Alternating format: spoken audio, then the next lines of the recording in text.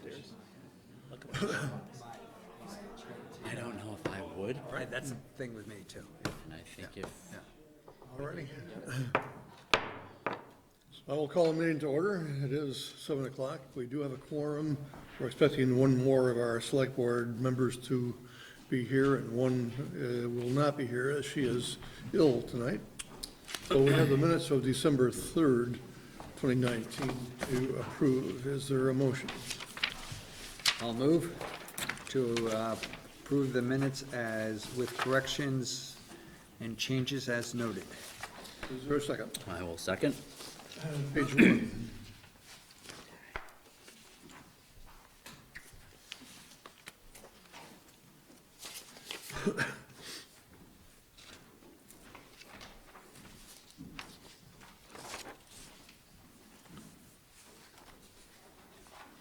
And page 2.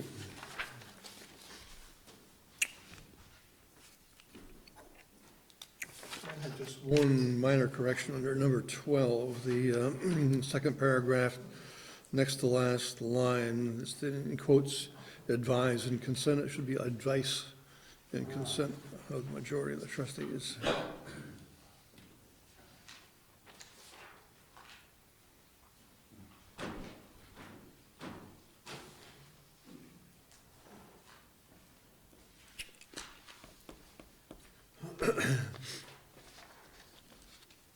Hearing no other corrections, all those in favor of approving the minutes of December 3, 2019, say aye. Aye. Aye. Any opposed? So, take care of that. It's time for public comment. If anyone in the audience has any comment, on anything that's either on the agenda or not on the agenda, this is your opportunity.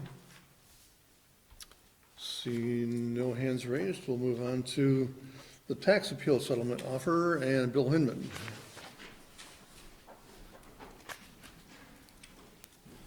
Really short sleeves? Have you looked outside? Hey, Jeff. Pants are on. That's a step in the right direction, Step, I right? take it. Okay. The select board obviously is aware of the pending appeal to the Superior Court of the Williston Emergency Vet Service or Specialist, I'm not sure which one it is. But the public may not be aware that they appealed the assessment this past spring, which was then taken to the Board of Civil Authority, which was denied at the Board of Civil Authority level, and then they appealed it to the Superior Court. During that period of time, we had a sale of a veterinary service up on Hurricane Lane, known as Peak.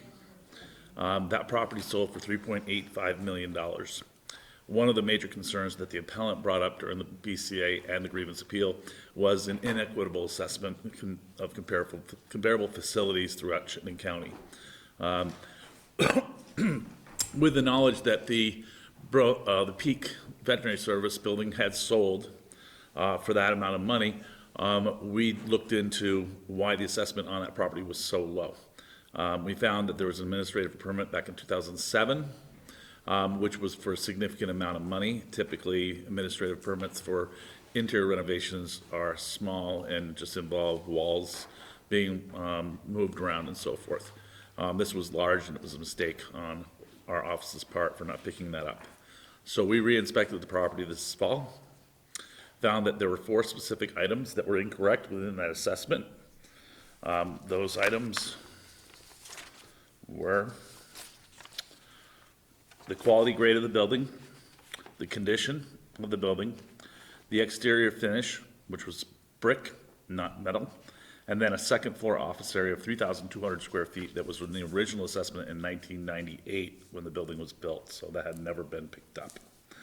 Changing those items resulted in an increase in the assessment of the Peak property for 2019 from $1,381,820 to $2,398,300.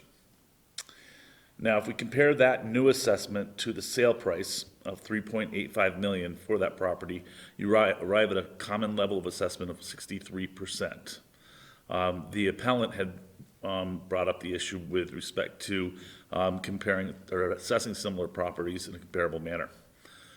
Originally, when we assessed this property, the cost of land and the cost of buildings was approaching a little bit over $6.5 million.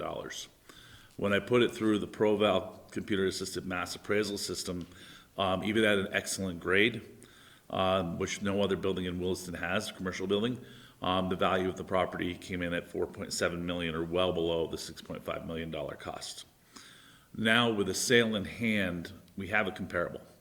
So the cost computer-assisted mass appraisal system kind of goes out the window, if you will, because what we're concerned with is market value and then equitable assessment. And with the establishment of that sale, we now have something to utilize and determine the value of the Burlington Emergency Vet Service. Applying a 63% equalization ratio to that property based upon its total cost comes in somewhere in the neighborhood of $4 million. I felt that was a little bit low, but by bringing the grade of the building down to down to very good minus, resulted in a value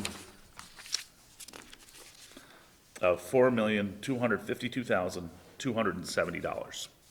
I feel that reflects the potential market for the property. I think possibly the owner of the property custom built this to his needs, and may have overstated how it would be looked at by the market if it was put on the market for sale.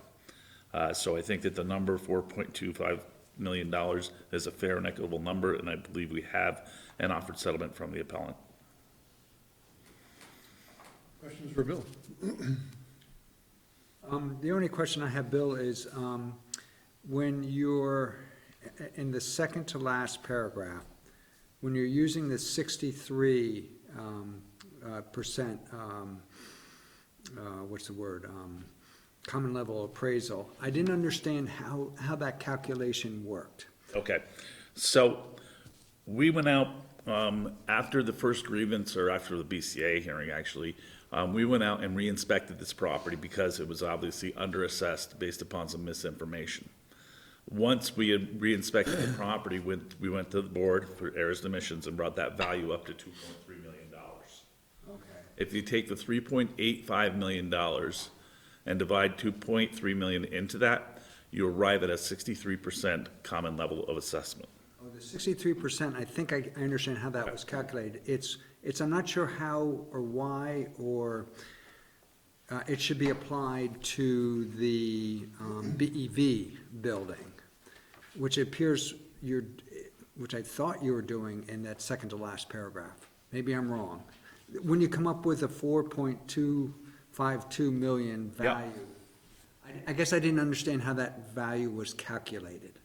So that value was calculated utilizing, again, we have to go back to the CAMA system, Okay. which is our computer-assisted mass appraisal system, and try again to be fair and equitable, and recognize that this is a very nice building, but it might not reach the standard of excellent grade simply by evidence of that 63% ratio. And so that 63% ratio coming in at 4 million, we then look at the CAMA system and say, okay, where does this fit into that CAMA system? And at a very good minus grade, which still recognizes a very high quality building, the value of the property came in at 4.25 million. Okay. And then I guess my last question is, I mean, I realize the two buildings serve, the Peak building and the BEV building serve similar purposes. I guess my question is that sufficient reason to use them as comparables? Absolutely. That's Yes. a pretty clear answer. Yes. You have a fit up in a building that has a specific, like if you walk into Peak, it's got a relatively nice lobby area. It's well lit. It's very receptive to the public. And then if you go in the rear, you're finding surgical units. You're finding oncology setups. You're finding oxygen, nitrogen setup for gas, much like you would in a medical building. And the same you would find in BEVs. It's just a step up. Like in BEVs, if you walk in the lobby area, it's post and beam, I think approaching 40 feet, cathedral area. So it is way ahead of what Peak is, as far as that building goes. But the point being is they still are comparables. Yes. Okay. Yes. And then the last thing is, as you note here, the listers are good with this agreement. Yes, the listers have concurred that this is an appropriate methodology. Okay. Oh, I see, approve the recommended assessment, okay. All right, I misunderstood there. And the other, I guess, question is it sounds like this amount, the 4.252 million, is agreeable to BEV. That's my understanding. Obviously, there was some negotiating going forward, but once we started looking at the nuts and bolts of this as far as market value and how the sale approaches the CLA and so forth, the pieces really fit very well with respect to that number. And it's transparent, it's clear, it's fair, it represents market, so it kind of all those pieces fall into place. I mean, it seems pretty ironclad to me. Yeah. Is there anything we're missing? I don't think so. I think that, we've been discussing this for a couple months now, and I think that the appellant was very willing to talk to us about this and reach an amicable solution, and I think that everybody's being treated fairly across the board. Can you just repeat which dividend divisor was for that 63%? I'm doing math here and it wasn't jiving. So if you take 2.39 Yeah, I million. got that one. Yep. divided into 3.85 million, All right, I had the wrong one. Thanks. I did the same thing. yeah, I may have said it incorrectly, No. the direction. But, I probably misheard. Thank you. yep. Any further questions for Bill regarding the settlement agreement? Hearing none, I think the motion that we have prepared is still the one we need to do. So I'd be looking for the motion that has been drafted for us. I'll move to authorize the town manager to enter into a settlement agreement with January Holdings LCC to resolve a property tax assessment appeal. Is there a second? I'll second that. Is there any discussion on the motion? Hearing none, all those in favor of the motion say aye. Aye. Any opposed?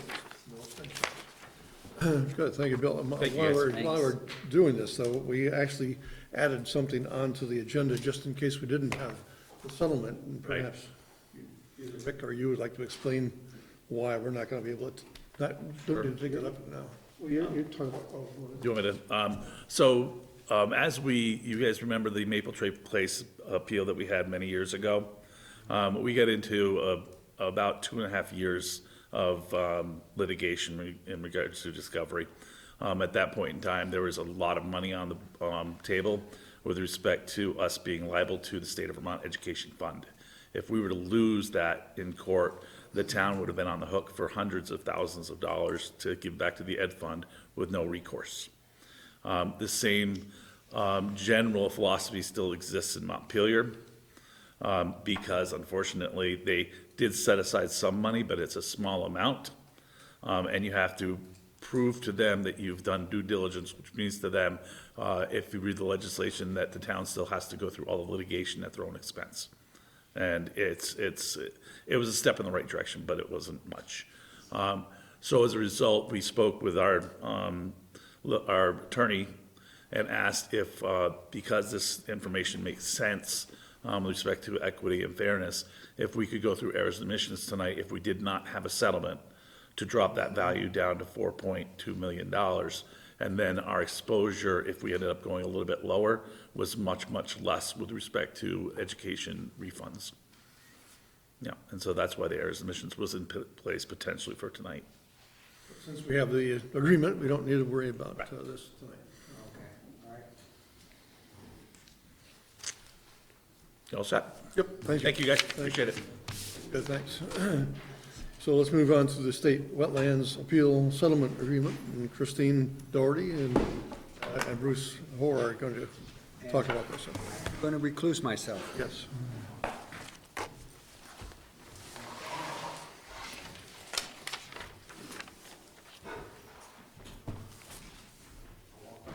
Be my guest. Good evening, Select Board members. We are bringing before you a request for settlement.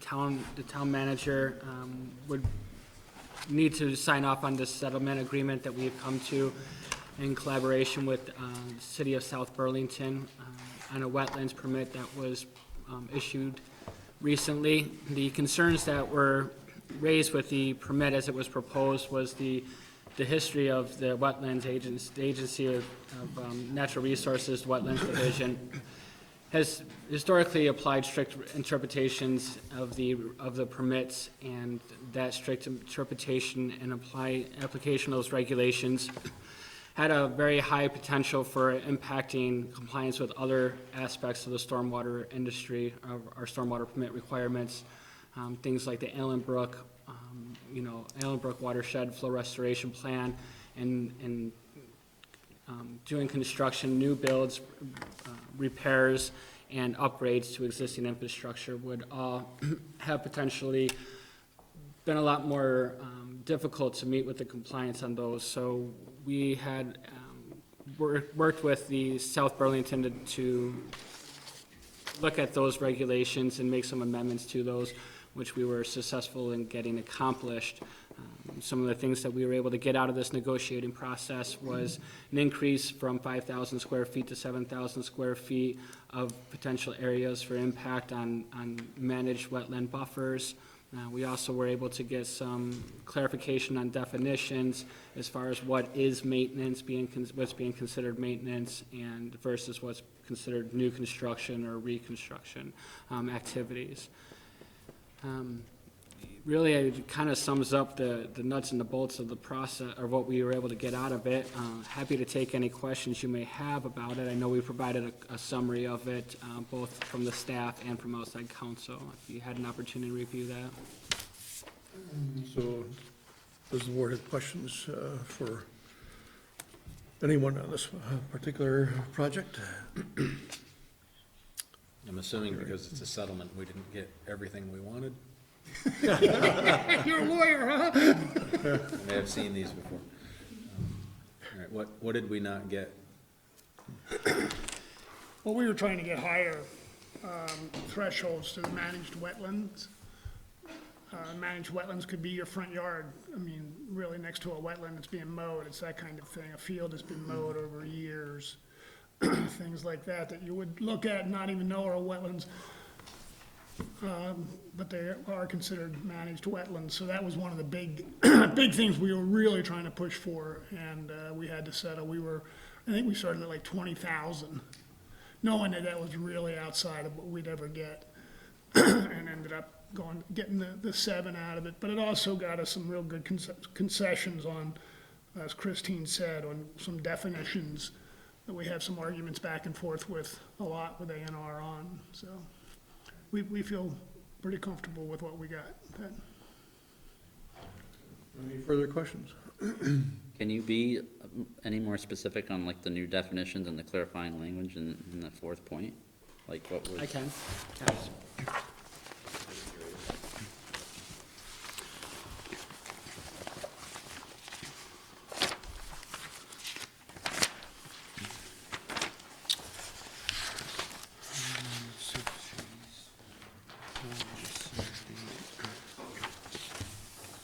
So as I was saying earlier, one of the big issues or concerns that we had was the definitions of the maintenance, how that was being applied.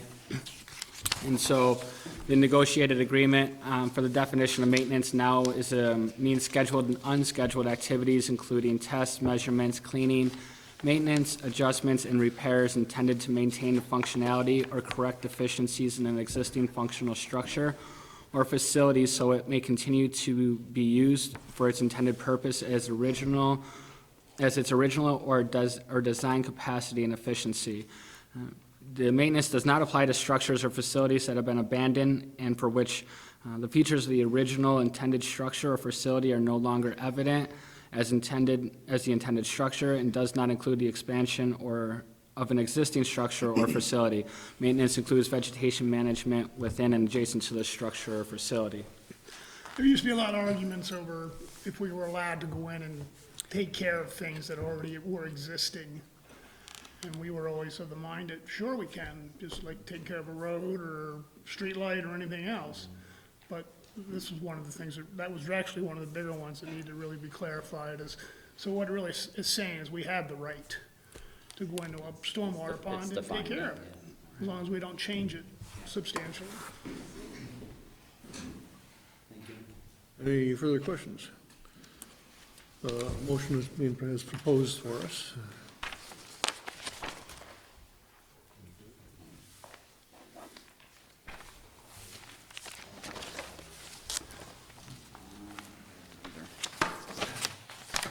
on the top of page 2, I put them in order. That's what I don't have in front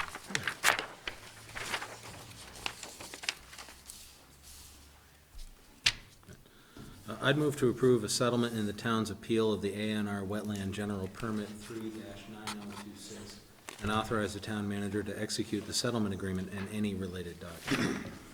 Is there a second? Second. Is there discussion on the motion? Hearing none, all those in favor of the motion say aye. Aye. No opposed, so thank you very much. Thanks, Christine. Bruce, we're gonna stay right there to talk about the sidewalk winter maintenance requests.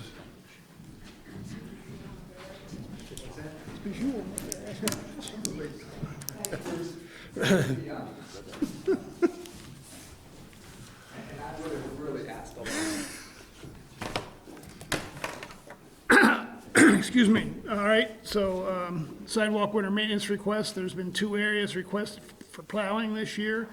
I've written a memo, which I hope you all have gotten a copy of, I'm sure you have. The 2 areas in question are the Indian Ridge neighborhood and the hamlet. Both of these areas have been requested in the past.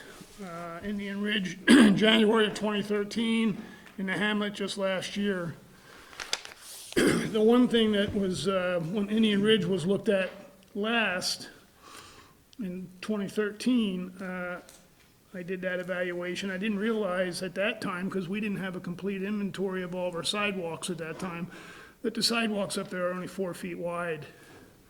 So that, so that leads to the 4th paragraph down there is, is the cost of removing snow from this section of sidewalk reasonable when compared to other sections? And the answer is not quite as easy or clear in that with a 4-foot wide sidewalk, plowing it with a 5-foot wide plow, we could obviously be doing more damage to yards and green space that would end up having to be repaired in the springtime. The 3rd bullet is also a little bit, I'm asking a question, and the question is the demand strong enough to warrant the personnel and equipment cost? We have 2 written letters and 4 emails from the Indian Ridge neighborhood, and in the hamlet, I got 3 emails requesting plowing. So, the question's a little bit of what's strong demand? Is it 1 request? Is it 6 requests? Is it 20 requests? And then Mr. Mathon's letter points out that when the school bus drops off kids, the sidewalks aren't plowed, so they're walking down the road because they're not dropping them off at each individual home. So is that considered a safety issue? Certainly could be. But the recommendation, following our criteria, is not to add either one of these sections at this time to our sidewalk plow routes, based on the criteria that we have. Are the members of the audience who wish to make any comments on this? Yes. Just if you would identify yourselves. Yes. So I'm Jill Spinelli. I'm one of the Indian Ridge representatives. I'm Christina Seacard. I'm the other Indian Ridge representative. And I'm Carla Karstens, an Indian Ridge resident. And we have some materials for the board and a small presentation, if you guys are willing to hear from us in terms of whether or not there's demand from our community and whether or not this request meets the criteria set forth in the sidewalk maintenance policy. Absolutely. That's good. Sure. Okay, great. Can you clarify, when you said representative, does that mean you're on the homeowners association board? Or? Yes, so Okay. Christina and I are both representatives to the Taft Farms Master Association. So ours is the Taft Village. The way that it was set up originally is that we were set up as the village. Indian Ridge is technically Taft Farms Village. And then there's a master board that has the condos and the businesses. So we represent the village. Okay. I think I understand. It's a little confusing, actually. Most people don't understand. So I have some materials for you, and I think I made enough copies for us to keep one for us.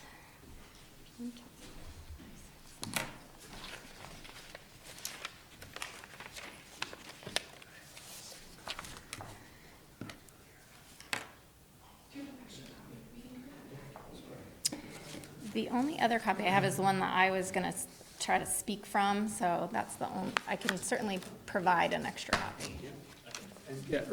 We'll post that, thanks. Sorry. So the, so the first sheet in, what I handed out is actually just sort of a map of our, it's not a great copy, but it's a map of our development. And where I've got the little hash marks are the bus stops in Indian Ridge. The second, and I'll be referencing that in just a minute, but I just wanted to tell you what's in this little package. The second is a petition. It's a petition that when our development was told initially that we were going to be added to the select board's agenda to hear this. We were just notified on Friday. So the petition just went out yesterday, and we have 68 signatures as of today that are in support of the town adding this to their policy. So I have a list of the signatures. Unfortunately, I'm not super savvy on change.org petition, so I have a list here and the addresses that correspond with the signatures, all of which are, or most of which are in the Indian Ridge neighborhood, but we've also got some signatures from some folks that are outside of the Indian Ridge neighborhood in Brennan Woods and some other neighboring property owners who've signed the petition as well. So I put a copy of the petition in here for your review. And then next are some letters. One of them is a letter that was written by Christina Sicard and myself, sort of outlining a lot of what is already in the petition, but trying to follow along with the criteria that the board has set forth in the sidewalk maintenance policy for the criteria that it considers in deciding whether or not to add or remove streets from the sidewalk maintenance policy. And then, in addition to our letter, there are some other letters that were written by members of the community that could not attend the meeting tonight, but that wanted to have a voice in terms of, how this sidewalk maintenance policy affects them or their children in the community. And so a couple of the letters are from residents. And then I'd also like to note that we also got letters from one of the staff members at Allenbrook School, who is a teacher and who runs in our neighborhood. And there was another teacher actually that said that she was going to write a letter but didn't have an opportunity to. But our neighborhoods are uniquely situated so that they really are used often by both staff and faculty at Allenbrook.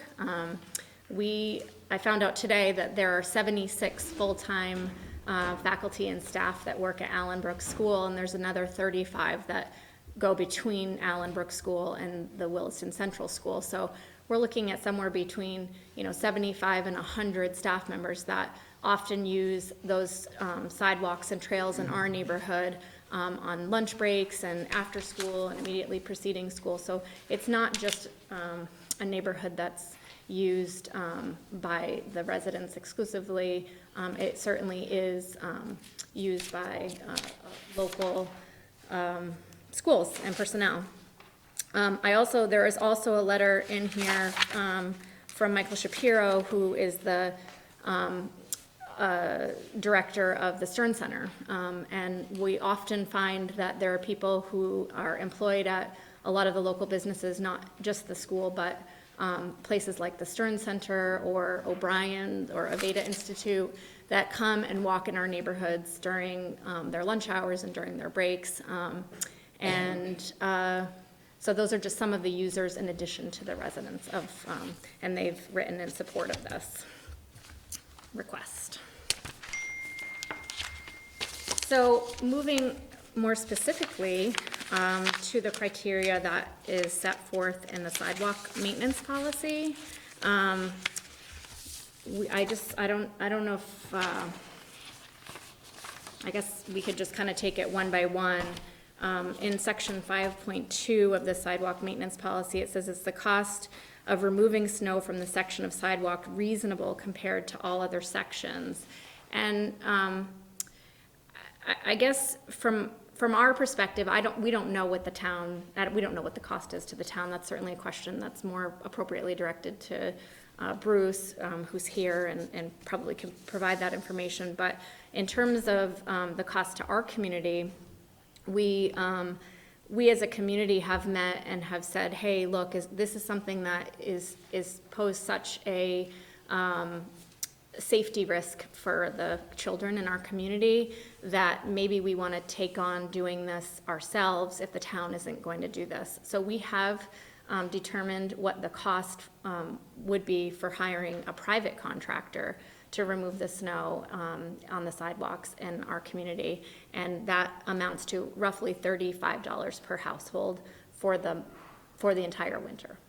So in terms of whether or not the town's equipment is satisfactory to actually do the sidewalk maintenance, you know, the town certainly has the option of contracting, just as we do with a private snow removal contractor. I don't know if the town does that in other neighborhoods where the sidewalks don't meet the specifications for the town's equipment.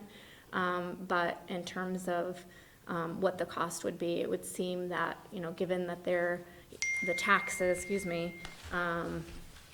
in our neighborhood for the average house is, you know, between $5,500 and $6,500 annually, the $35 expense seems like a pretty nominal expense for that service. So that's how I would respond to that bullet point. The second bullet point is, does the sidewalk connect to a destination such as a bus route, public or private services, or commercial area? So I think, again, if you look at the map, I think it's pretty evident that our neighborhood is uniquely situated between Allenbrook Elementary School and the hub of Williston, or what's quickly becoming the hub in terms of commercial services.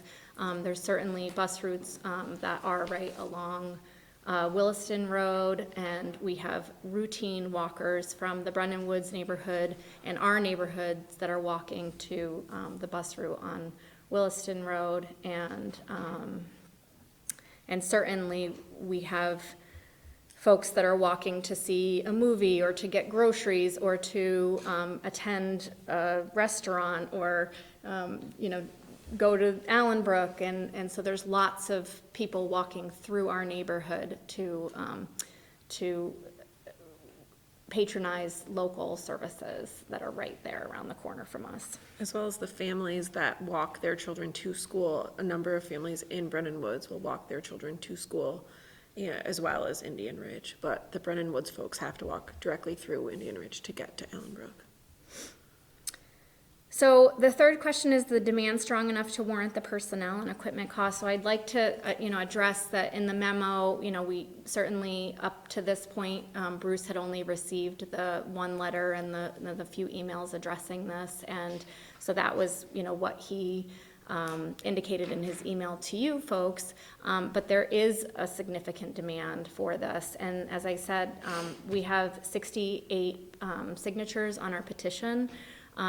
That again is included in your packet, and we have you know, us here representing the community at large, as well as some other members of the community that were able to make it, and you know, there really is a strong demand, and not only is there not only are we saying that we need it, we're actually willing to pay as a community for it ourselves, because we think that it is such a high priority in terms of safety for our children. And as I said in the letter, and it's been reiterated a few times, there are more than 65 kindergarten through high school age children in our community. So we have probably a disproportionately high number of children in our community, because it is one of the few single family home communities, exclusively single-family home communities in Williston, and so we have a lot of kids. And what's happening is that, I refer you folks to the map where I did put those little X's. Right now, there are only 4 bus stops in our neighborhood. Well, the 5th is right over the border of Brennan Woods. So if you kind of continue down Chamberlain Lane, the bus will stop just outside of our neighborhood, and kids that are in our neighborhood actually have to walk, traverse back into Indian Ridge from Brennan Woods. So currently there are the 4 within Indian Ridge, and then there's one just over into the Brennan Woods neighborhood. And so what's happening is all of those kids, and again, not every day, but there's 65 school-age kids in our neighborhood. What's happening is that they're walking, like for example, on Winslow Lane, there's no bus stop on Winslow Lane. There's only a bus stop on the corner of Isham Circle and Winslow Lane. So if there's a child that lives down at the end of Winslow Lane, then that child is having to walk the entirety of Winslow Lane, cross the street, and wait for the bus there. My kids, I live on the corner of Winslow and Isham, and that's where my kids wait for the bus. The sidewalk there never is plowed, and so what happens is that the snow and ice accumulates over the course of the winter, and so it gets to the point where they can't even stand on the sidewalk to wait for the bus, and they have to stand in the traveled portion of the roadway in order to wait for the bus. So that for me as a parent, that's a real significant concern. In addition to them standing and waiting in the traveled portion of the roadway, they're then having to traverse back to the house, not on the sidewalk, but in the shoulder of the road because they can't walk on the uncleared sidewalks. So, and you're talking, all the kids heading down Winslow Lane, heading down Bingham Lane, and to their various homes along Isham Circle if it's not right in front of a bus stop. And that really poses a significant safety concern, and that's the next bullet point. Are there special safety concerns that distinguish this section from others in town? And I would say that really is just considering the sheer volume of children that are in this neighborhood and the very few bus stops that are in this neighborhood. It really does pose a significant concern for us. In addition to that, I'd like to point out two additional special safety concerns, and they're addressed. One is addressed via the letter from Ellen LaPlante to the Select Board that's dated December 17th. She writes that she's writing in support of the town of Williston adding the neighborhood of Indian Ridge to the town's winter sidewalk maintenance policy. And she says, my family is personally affected by this policy, which takes into consideration special safety concerns that distinguishes our neighborhood from others. She writes, I'm a mother of 2 children in the Allenbrook School District. Our family spends a lot of time together outdoors, playing in the neighborhood, walking, riding bikes to the town. Because of our proximity to Allenbrook, we enjoy walking to the school, to use the playground and the bike path, as well as participating in town recreational sports and fields. My youngest child, Cora, is deaf and uses the cochlear implants. While her devices do her a lot of good, she struggles in noisy environments and will always have a hard time with directional hearing, which is knowing which direction sound is coming from. Cora goes through intensive therapy to be able to successfully use her devices and understand her surroundings, but she's still a young child who benefits from every opportunity to take part in her community, just as her peers do. While I believe that all children and adults should have clear sidewalks to walk in the winter months, I do have a special concern about Cora walking on the street because of ice or snow drifts and being unable to hear cars passing by. I believe that consideration for children who have special needs falls into this category of special safety concerns that would distinguish Indian Ridge from some other neighborhoods in Williston, and for that reason, I asked the town to update their winter sidewalk maintenance policy to include the Indian Ridge neighborhood. In addition to that letter, I just received an email this evening from Teresa Soares, whose son Joseph Soares is also in our neighborhood. He has cerebral palsy, and she asked that I read this email to the board. She said, feel free to read the following tonight. She said, time is short, and this is not my best writing, but I wanted to get something out to you. She said, my 18-year-old son uses a wheelchair due to his cerebral palsy. His favorite thing to do is be out in the neighborhood to see people and socialize with neighbors. Without plowed sidewalks, we need to opt to stay home because having to navigate the neighborhood in this street is not an option due to safety concerns. It is very isolating to have to stay home. He would love to walk in the neighborhood shops with his caregiver to get pizza or candy, but he's not able to without a safe, accessible path to get there. She then talks a little bit about ADA, which I won't get into, but, basically she questions whether or not ADA law requires the town to actually have a safe path for him. She said, my other son, other 18-year-old son, they're twins, is a distance runner, and he would love to run in the neighborhood to access the town bike path, but again, he's not able to do so safely due to unplowed sidewalks. She said, I'd also add that walking in the street is not a safe option due to the excessive speed of drivers using Isham Circle as a pass-through. We love our neighborhood because of the community feel, but that sense goes away if we can't safely navigate our sidewalks. So again, special needs, I think that prong, certainly we offer that we have some special considerations in our neighborhood that would warrant the select board taking a real hard look at this policy with respect to these streets. So the next bullet point is the sidewalk along a major arterial road or collector road. And with that, I guess I would say, I don't know that Brennan Wood qualifies. Certainly we're not right along Williston Road, so I don't know that we technically meet the definition, but certainly as a connector, Brennan Woods is, we basically are the connector neighborhood for Brennan Woods. So in terms of Brennan Woods folks walking through our neighborhood on a very regular basis to get to the school and to get to services that they're attending outside of their neighborhood, they're going directly through our neighborhood to do so. So we're certainly a connector in that respect. Is the sidewalk part of a local school walk or route relied on by the school and designated for walkers under bus transportation policy? So again, we certainly have a number of students who have signed up to walk to school and walk to school regularly with their families in our neighborhood. And certainly anybody who is walking to school through Brennan Woods is also walking through our neighborhood to do so. Is it necessary to provide continuity and as part of a designated recreational loop? And again, I would say yes. I'm not sure that it meets the town's definition, but certainly with, certainly it's right along the bike path, and with all of the recreation area at the school and other areas locally, it's certainly the way in which anybody in Indian Ridge and Brennan would reach those recreation spots. And then it asks whether the sidewalk is constructed to current public works standards. And again, that I sort of addressed that initially, which is that I think it was constructed to the standards which were applicable at the time of construction.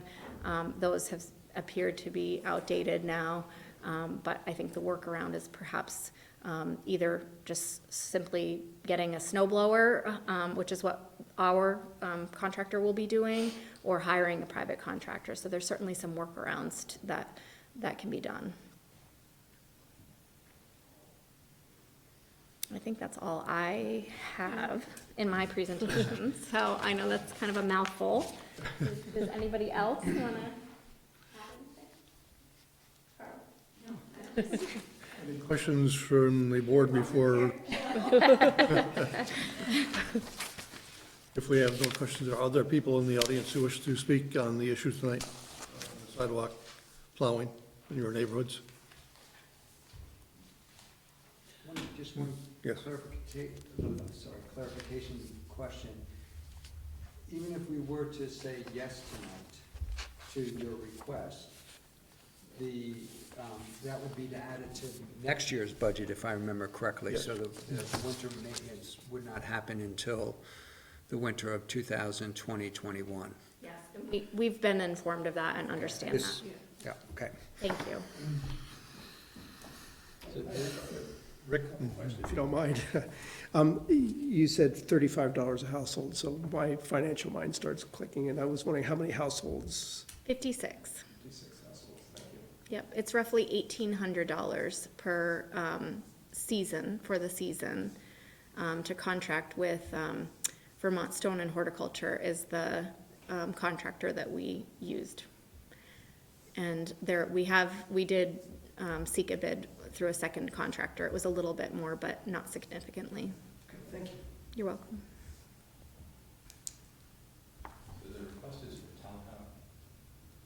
So the request is actually for Isham Circle.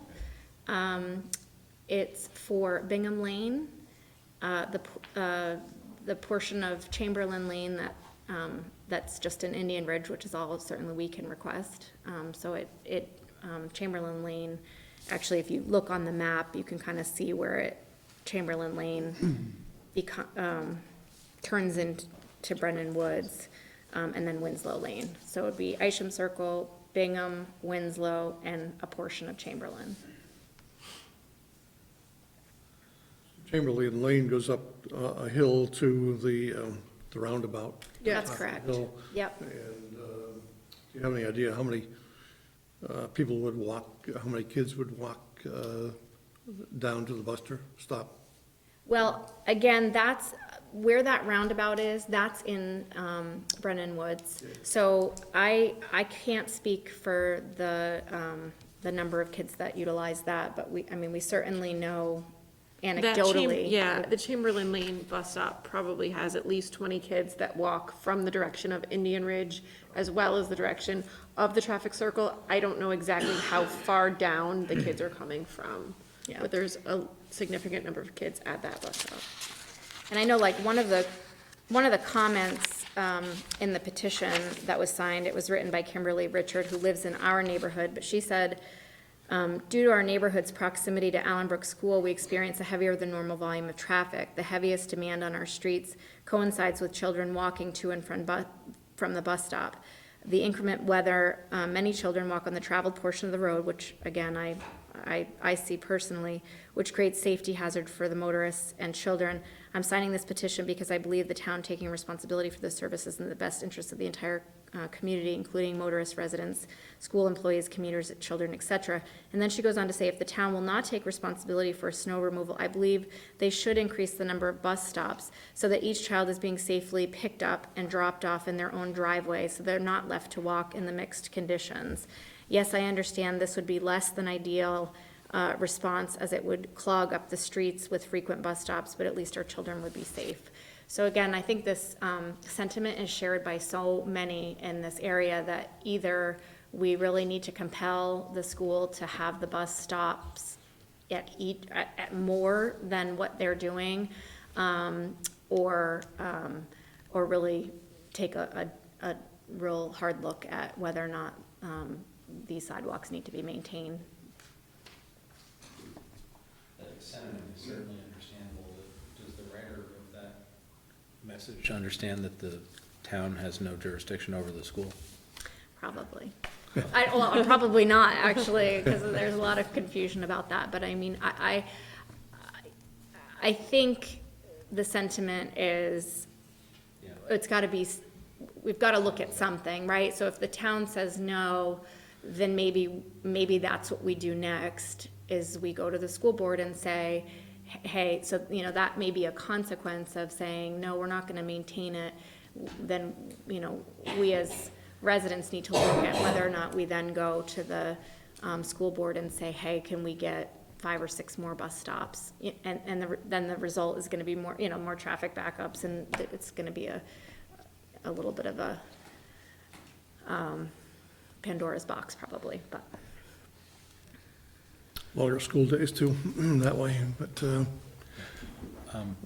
Bruce, I have a question. The equipment that the town has, is just physically impossible to do this? Oh, no, we can do it. But Our plow's 5 feet wide. The sidewalk's only 4 feet wide in this area. you're scraping off 6 inches on each side?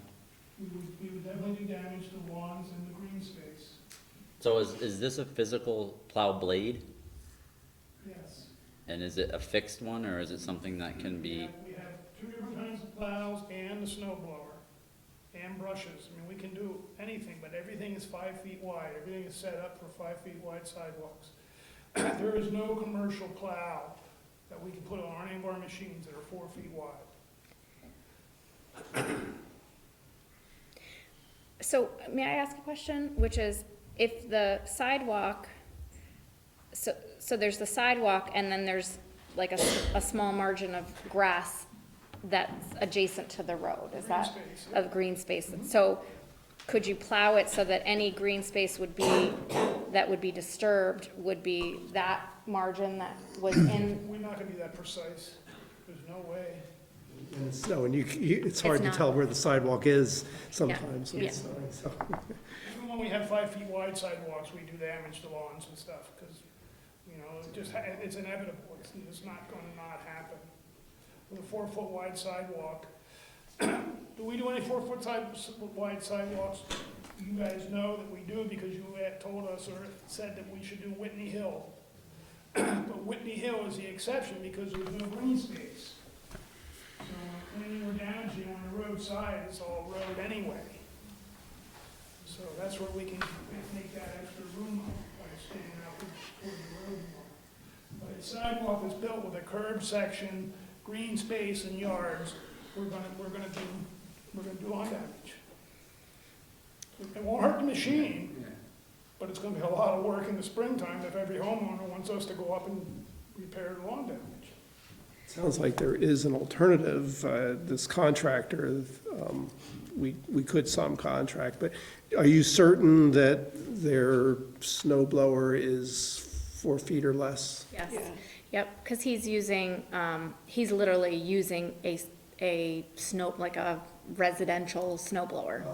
And has the manpower to be able to have somebody just walk in, or, you know, I mean, it's really not very much area either that we're talking about. So he has, you know, he has the manpower to be able to have somebody that walks the circle, and walks the 2 other strips that are what we're talking about that are in our neighborhood.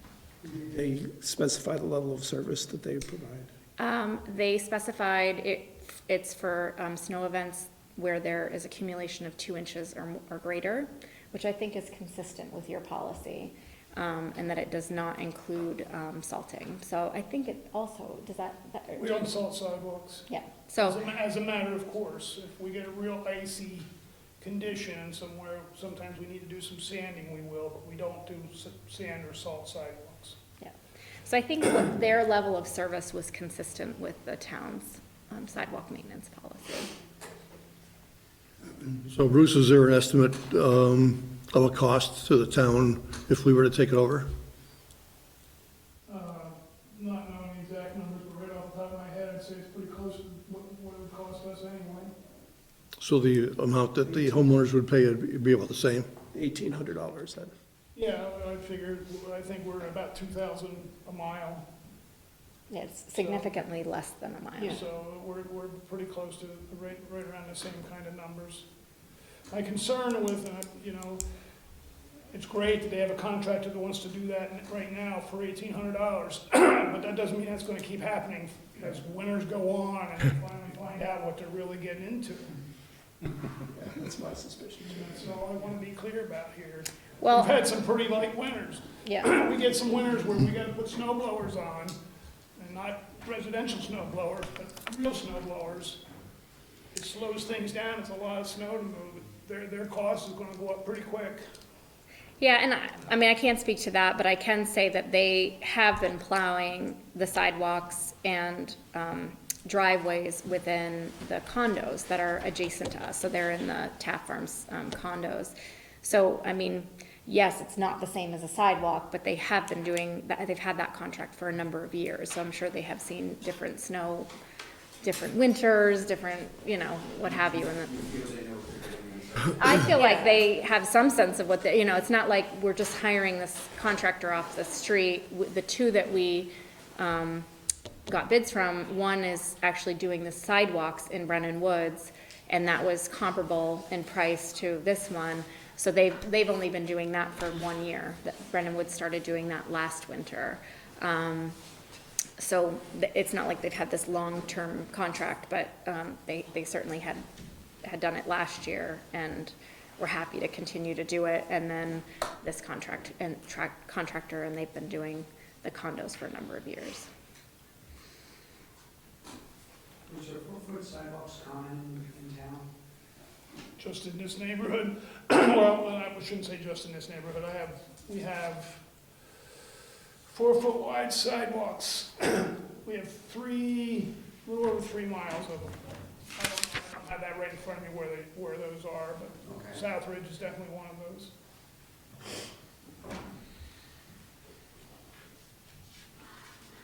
It's the narrowest sidewalks we have. And she's absolutely right, when it was built, it probably was built to a standard at the time, but that's not the standard, and has not been a standard for a long time. In most municipalities, it's 5 feet wide, and some of that is just to the ADA kind of stuff too, that you keep the widths you need. Well, yeah, it was 30 years ago. Wow. I've replaced 4-foot sidewalks and gone to 5-foot sidewalks, not in Williston yet, but Oh, we'd love that too. That's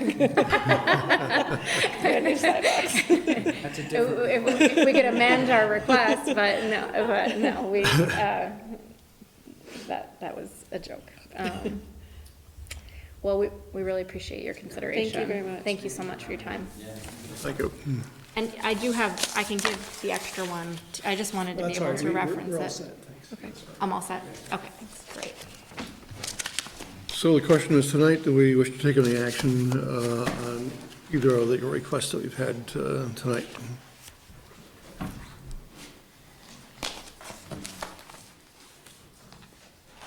Well, I think certainly in terms of demonstrating, what's the word? Sorry. Demand. Personally, I feel we can, I could say yes to that. At some point, I also want to have a discussion, maybe not tonight, but I really wonder if the policy we're working under is a way to, what's the word? To decide.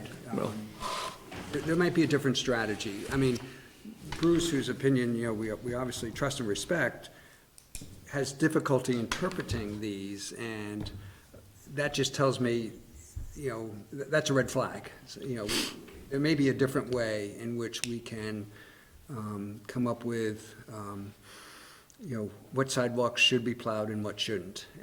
And as opposed to having to be a request type of thing, maybe a decision should just be made.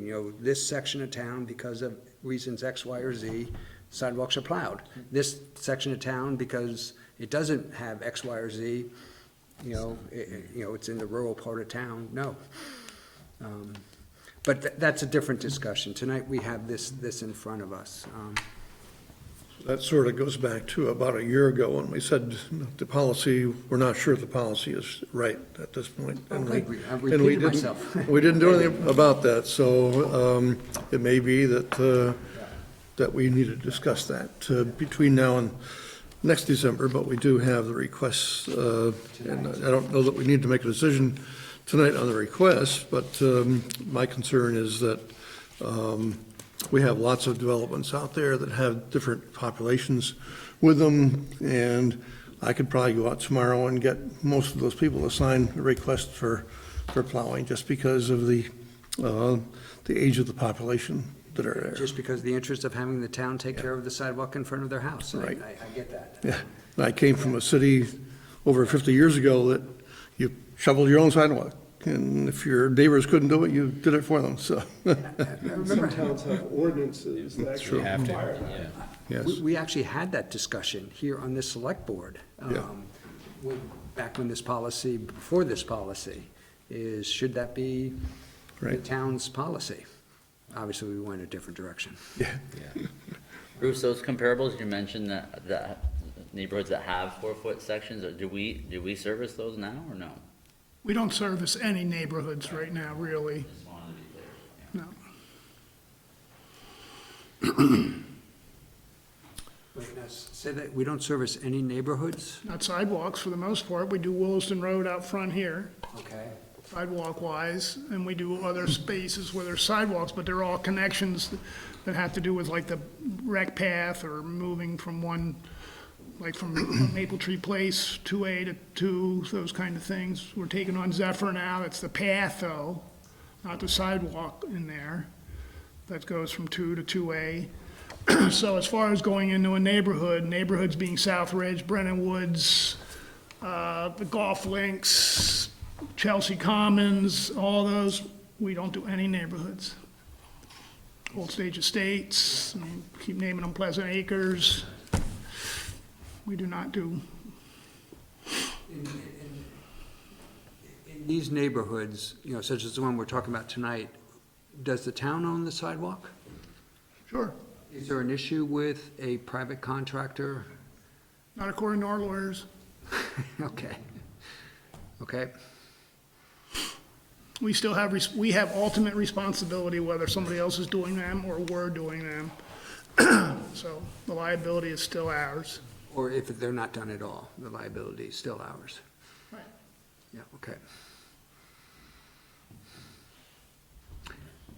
This, I mean, I don't mean to harp on that. I think we need to rethink our policy is, that would be an aspect of the policy is, you know, we may choose not to do neighborhoods versus doing the major connections, and here's what those connections are. Basically what we're doing now, Jeff. Well, but yet we have this request avenue where folks can come in and request that we do sidewalks. And if we say yes, then it might be we do some neighborhoods because we said yes to the request.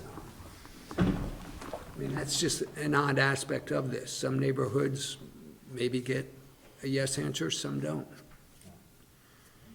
I'm looking for consistency, I guess is part of what I'm getting at. The board actually has been consistent so far. Has been? Has been, Oh, yes. yeah, So we say no a lot. Occasionally, yeah. Okay. Since this is not going to take effect until a year from now, I suggest that we put this on the agenda for another meeting, perhaps in January, once we're through the budget, and have a more thorough discussion about the policy and ideas about that. Yeah, I agree. I would be curious, Bruce, and, you know, this might be a bad idea, but I would be curious to know if there's any relatively inexpensive hardware solution to getting our, you know, a plow that is 4 feet wide, or getting a blowtorch and making one or something. But I'd like to know more about that. We only buy commercial equipment, Ted, so I couldn't tell you if you're starting to go down to residential type equipment. It's not something I've had any familiarity with, or would I even suggest it, because it's just that, as residential. But that doesn't mean we couldn't, I mean, you know, we can do anything. You just give me the word and the money and we'll, Wait, what was that piece about money? there you go. The point, though, actually, is that it's the manpower that's gonna be driving That's- the yeah. cost, not the Yeah, equipment. I understand. I'm down a person right now, truck driver wise, and I'm still got a half position I've never been able to fill since we've created it. So, and that's where probably where somebody would come would be doing walks at this point. We're getting pretty close to our limit with what we're doing now. Well, to do it in a reasonable amount of time. And keep in mind that we're always thinking, you know, once again, if we get a bad enough storm, we go to snow blowers, it's gonna take us days to get through what we have now. Just because of what can happen when you go to snow blowers. It slows it down so much.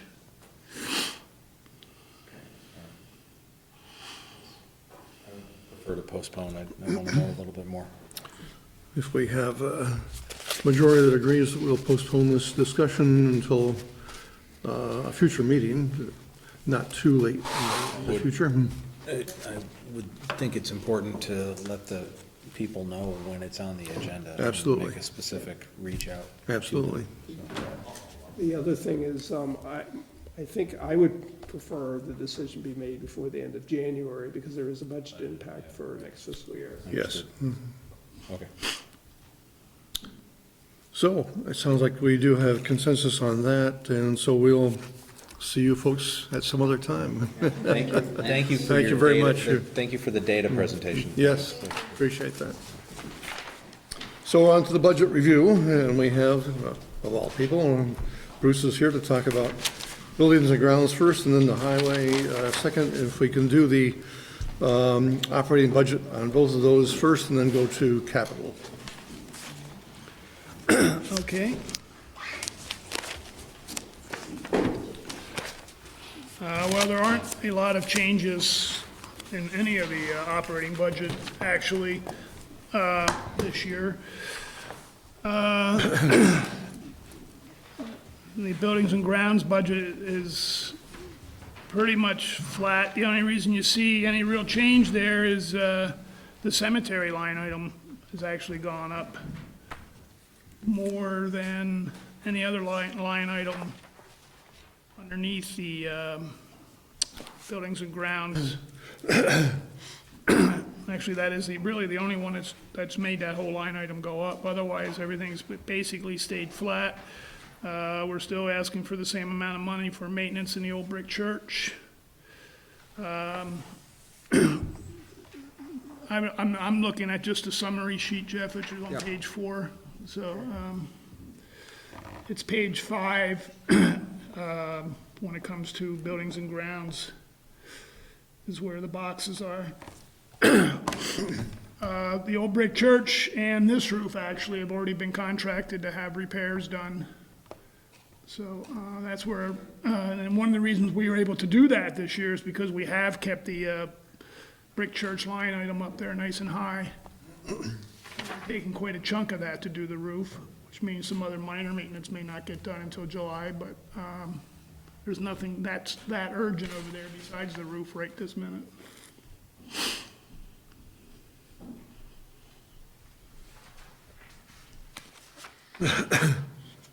Any questions for Bruce on buildings and grounds?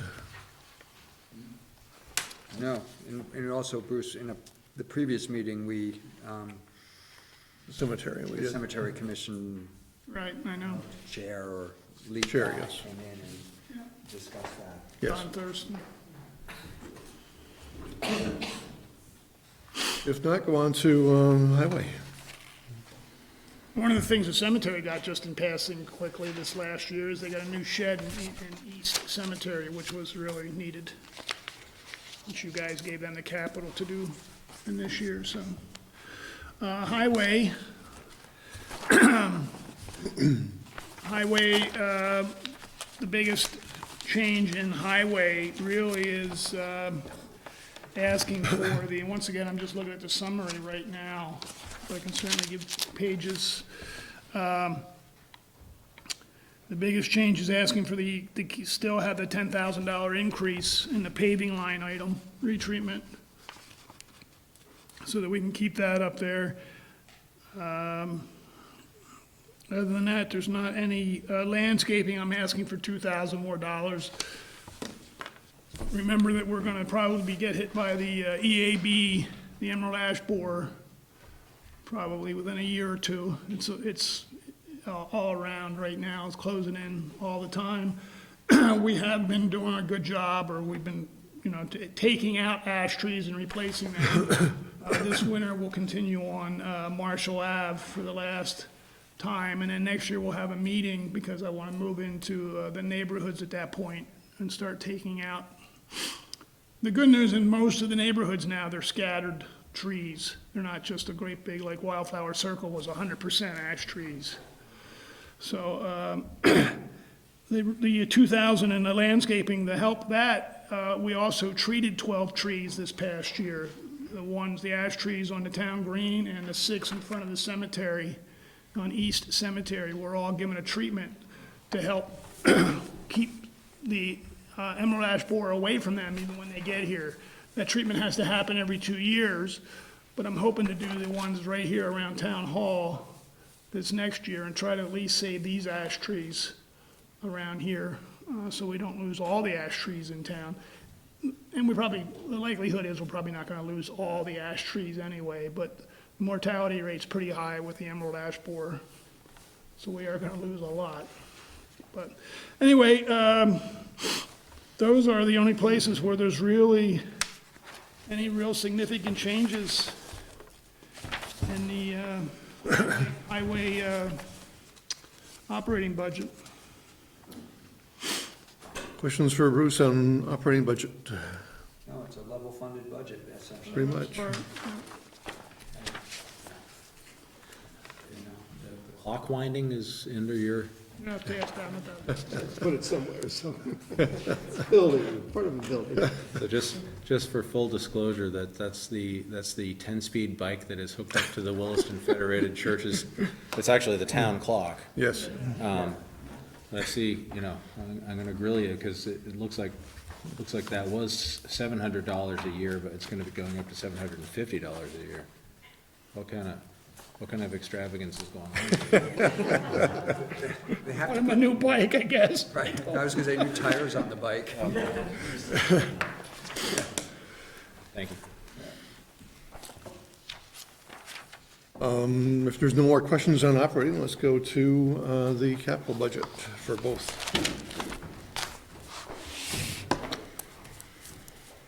All right, I for think that's on capital, page 22 and 23 and 25, is that for buildings? that's correct, yeah.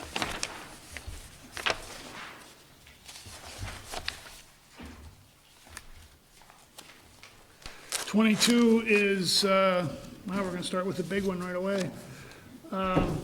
22 is fire protection for the old brick church. We had a report done for us this past year by a consultant. It's called the Heritage Protection Group. Specializes in old building fire protection. Does a lot of the work for the Shelburne Museum. Works internationally, actually, and is actually one of your counterparts as a select board member in the town of Middlebury. So came in, did a report, looked at the old brick church, and came up with some ideas on what we might do for fire suppression in that building.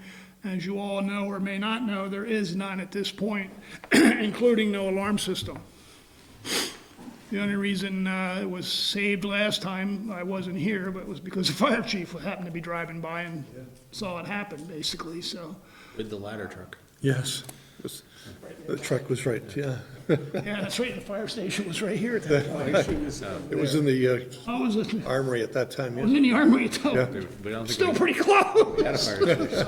Anyway, it's not a cheap line item by any means, though. We put in a capital sheet. His estimate is $280,000 to come up with some sort of fire suppression system in that church, including an alarm panel.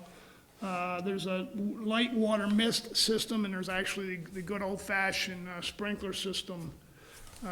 We can certainly talk more about that when the time comes, if we decide to go that route. And you'll see right on the capital sheet, it could be a bond vote, manager approved for 2022, actually, not even for this year.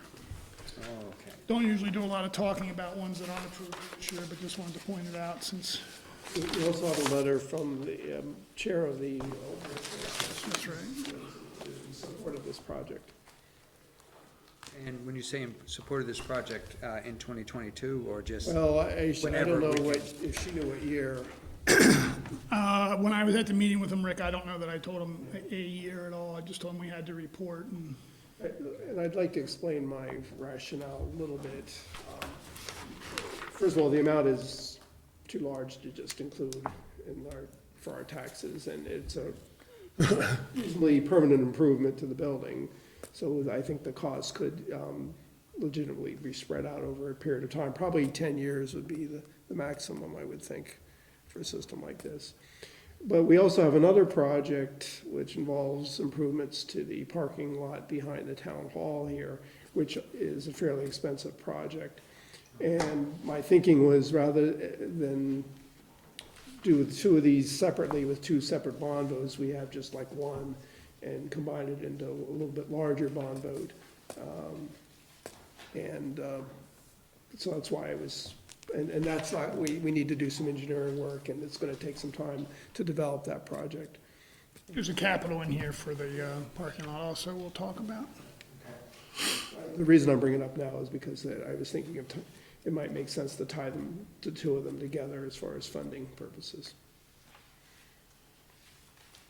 So the next capital sheet for buildings is page 23, the old schoolhouse. We started last year putting money aside to do work over there. I had put in for it to be spread out for 2 more years yet, and the town manager has put it all in to this next year with the hopes that we would do the whole project then. From the estimate we got from Building Heritage, which is the people that have done a lot of the work on these old buildings for us at this point.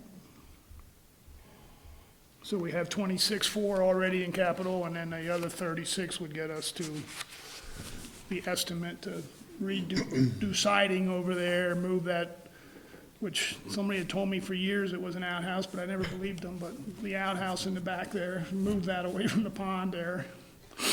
Although it works better with the pond there now, but. So we're gonna move it out because it's so close to the slope and.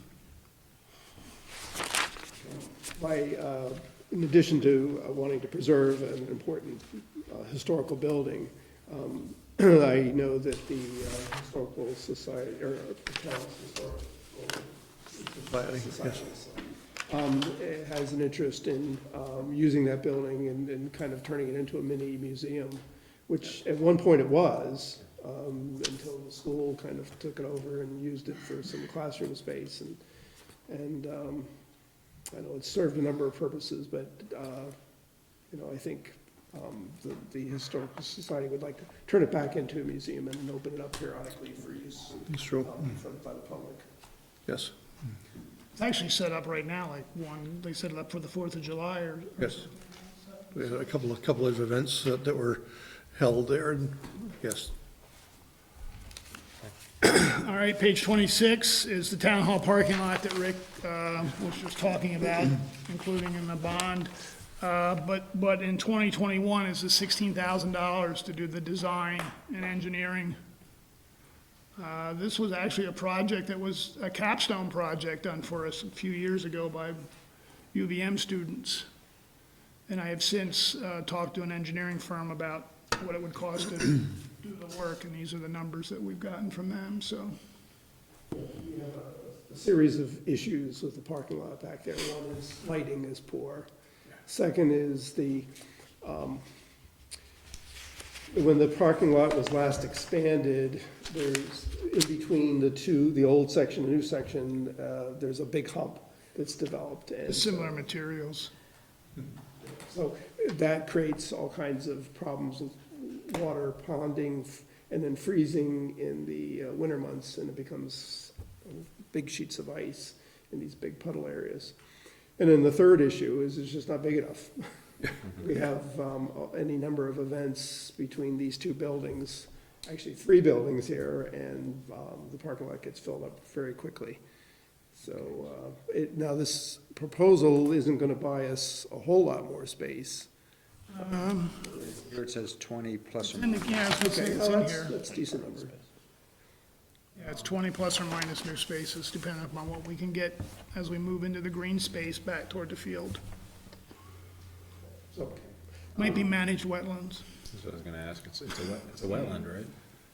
There's wetland back there, but I don't think we're gonna be encroaching on it. if we wanted to double the size of the parking lot, then we'd have to encroach on it. So, a key justification is needing the additional space because of the meetings that happen in the police department and here. And tonight's a good example of that, where there's, I forget who meets over there tonight. Is it the, There's a meeting next door too. so 3 meetings going on at once. The Armory is a big user of our parking lot, at least at times. Well, Occasionally, we're a big user of their parking lot too. Okay, so. it's a- Because it's- they, Bruce can correct me, but they own most of the parking to the west side of the annex. Okay, They so, own up to about 2 feet of the building. so the concept of us providing parking for them really wouldn't fly in terms of looking for some financing of this. They are the feds. Oh, I see what you're saying. Yeah. I don't think you're gonna get any money out of them. Okay. We being Public Works, I park there, maybe 1 or 2 of my employees park there. And there's a wreck truck there sometimes, but we don't take a lot of that parking up there anyway, but it's amazing the amount of people that'll park over there and walk over here. I really am surprised at how many people do that.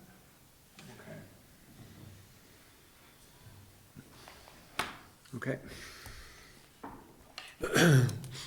So that's it for capital for buildings and grounds. Yep. The next sheet then we're gonna be looking at, to start with, is the Sorry, could we page, go back to the parking lot? I see you have a plan for paying for the first step, the engineering, yep, but not for the second yet. That would be the bond? Yes. Okay. Okay.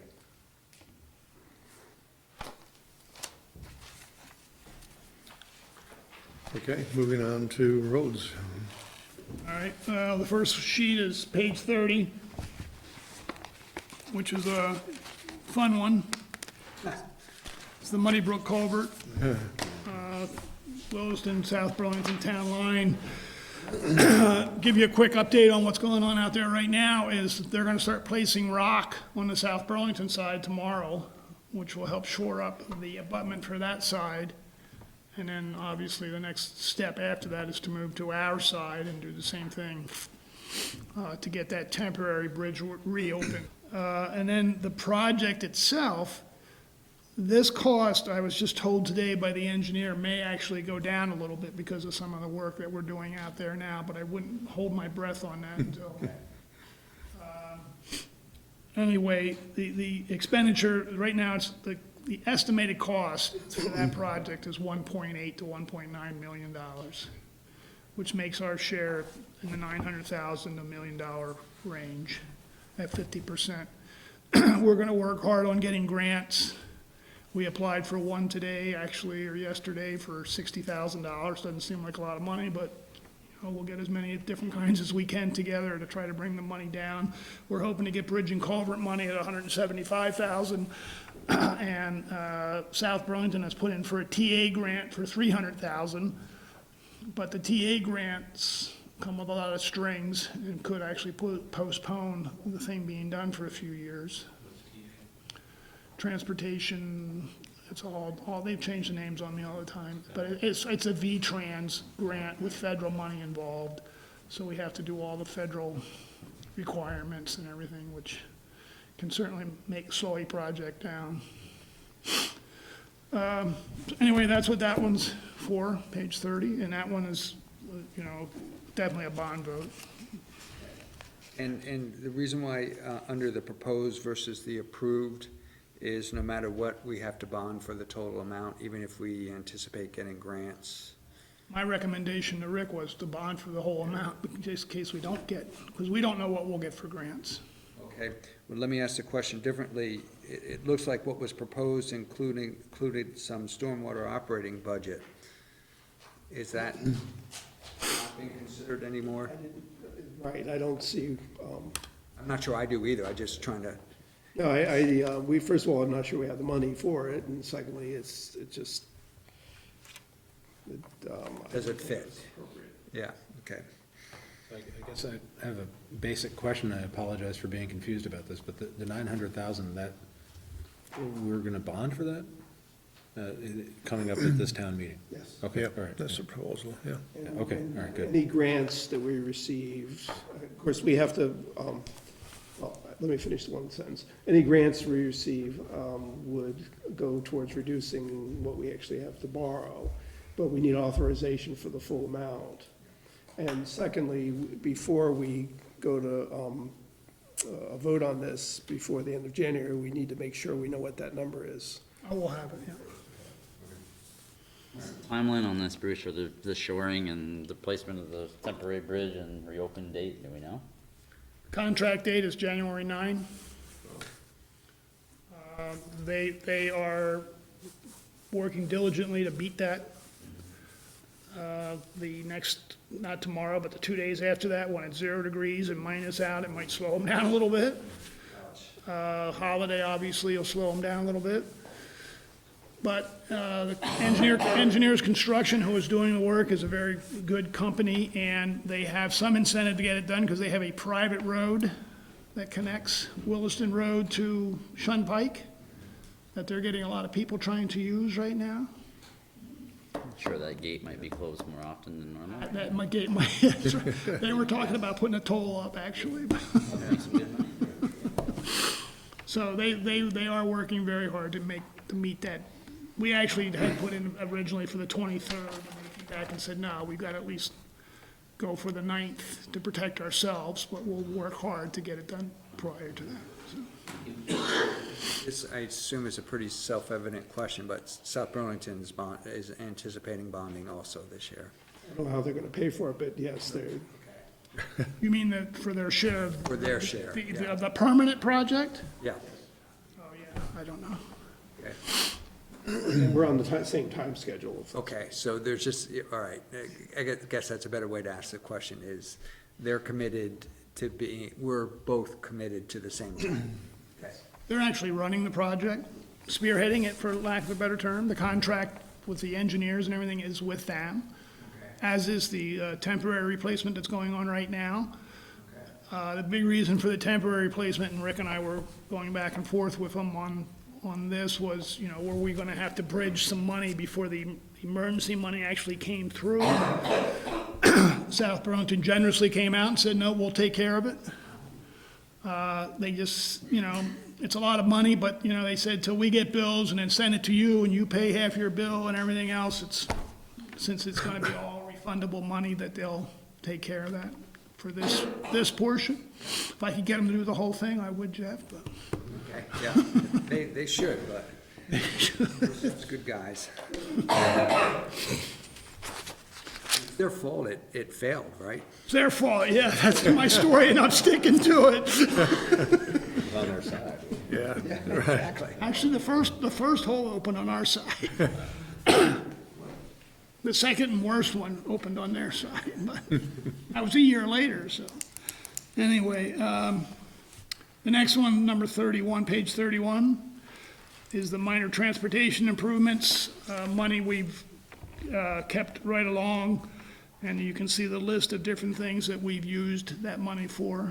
So it's just for items that come up, mostly for traffic calming and those kind of things, but we have used it for studies and stuff as well.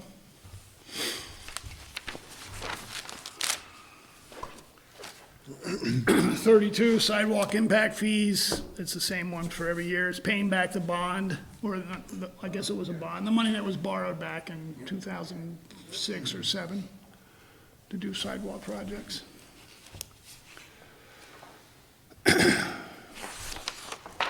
Okay, And then the next one, there's no money in for this year, but it's the second sidewalk plow that we talk about every year. page 45 or? Yes, 47, I'm sorry. Okay. Once again, no money slated. But as Rick said, that's why we have to have a meeting and make decisions. This is the one that comes with a 4-foot, Find one, and that's what we go with, we'll do it, Okay. but.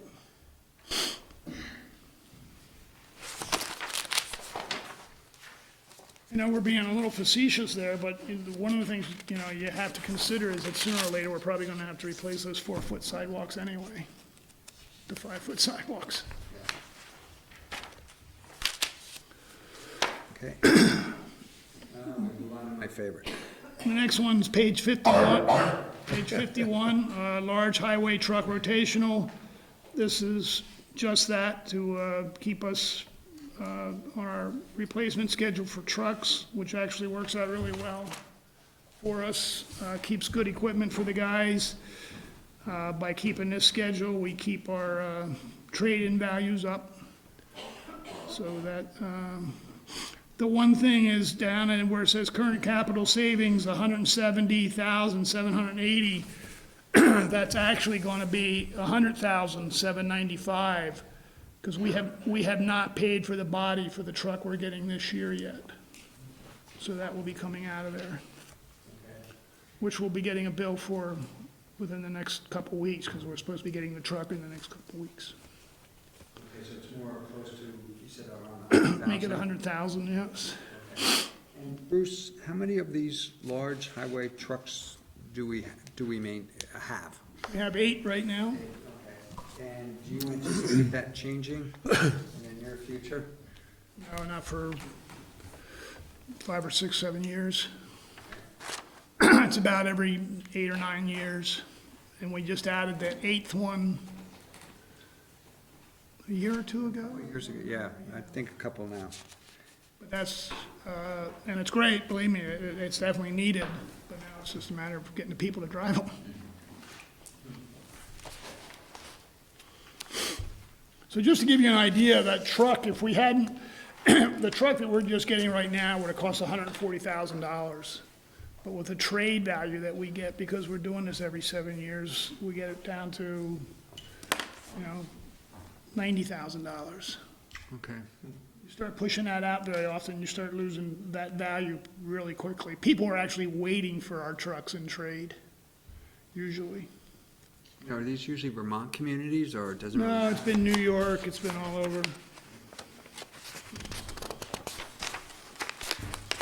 All right, the next one then is page 52. This is for our bigger equipment. Most of it's listed right there. That current capital savings number is also going to change. We're getting the new excavator. It's actually in now. They're just doing some finishing touches to it. But that's going to take $173,000 out of that 196 you see there. And leave 23,241. And I think it's just important for you guys to know that we don't have that large amount of cash just laying around it. So when we're asking for the, what's been approved there.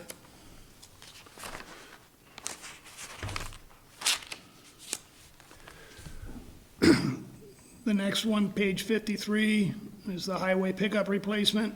2 of them in the next year, 2021. And everything else there is correct. The only thing we are going to do there is that 1-ton dump this year. We're gonna try to get that with a plow on the front and maybe a salter in the back, just to have, we get a call that a road is just slippery somewhere or whatever, instead of having to send out one of our big trucks all the time. And we use the 1-ton for year-round work, actually more than we use the big trucks. Yeah, it's easier to use when it's. Yes. So what's the, this one follows a little bit of a funky schedule where, this fiscal year 28, next year 30, but then it drops to 12. It's just based on, the actual amount of money we're going to need as time moves out. Because it's only 4 trucks and it's not. Yeah, that doesn't happen every year.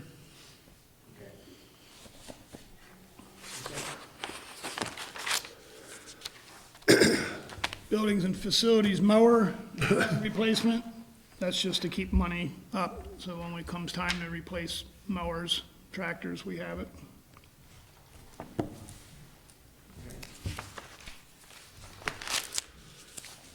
Excuse me, intersection upgrades.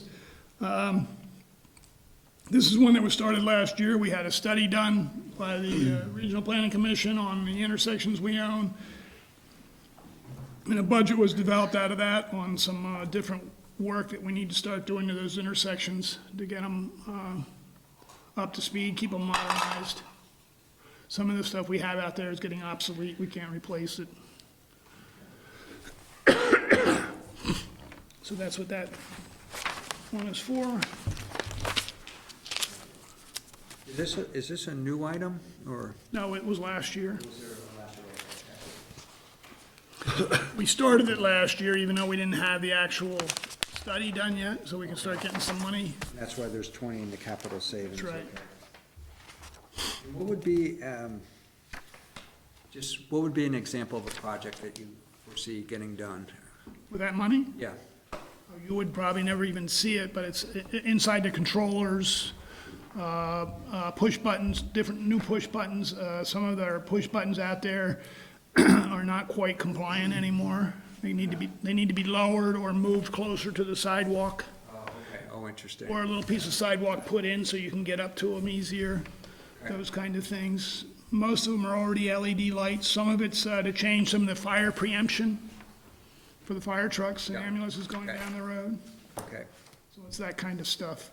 It's the kind of stuff that, once again, you would never even really notice unless you were driving by and we're putting the new buttons in and we have to put a new pole in or something. But Yeah. other than that, you'd never even notice the work.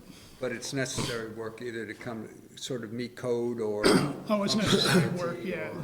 obsolete. When you consider those controllers are computers, basically, and they're 20 years old, it's probably necessary work.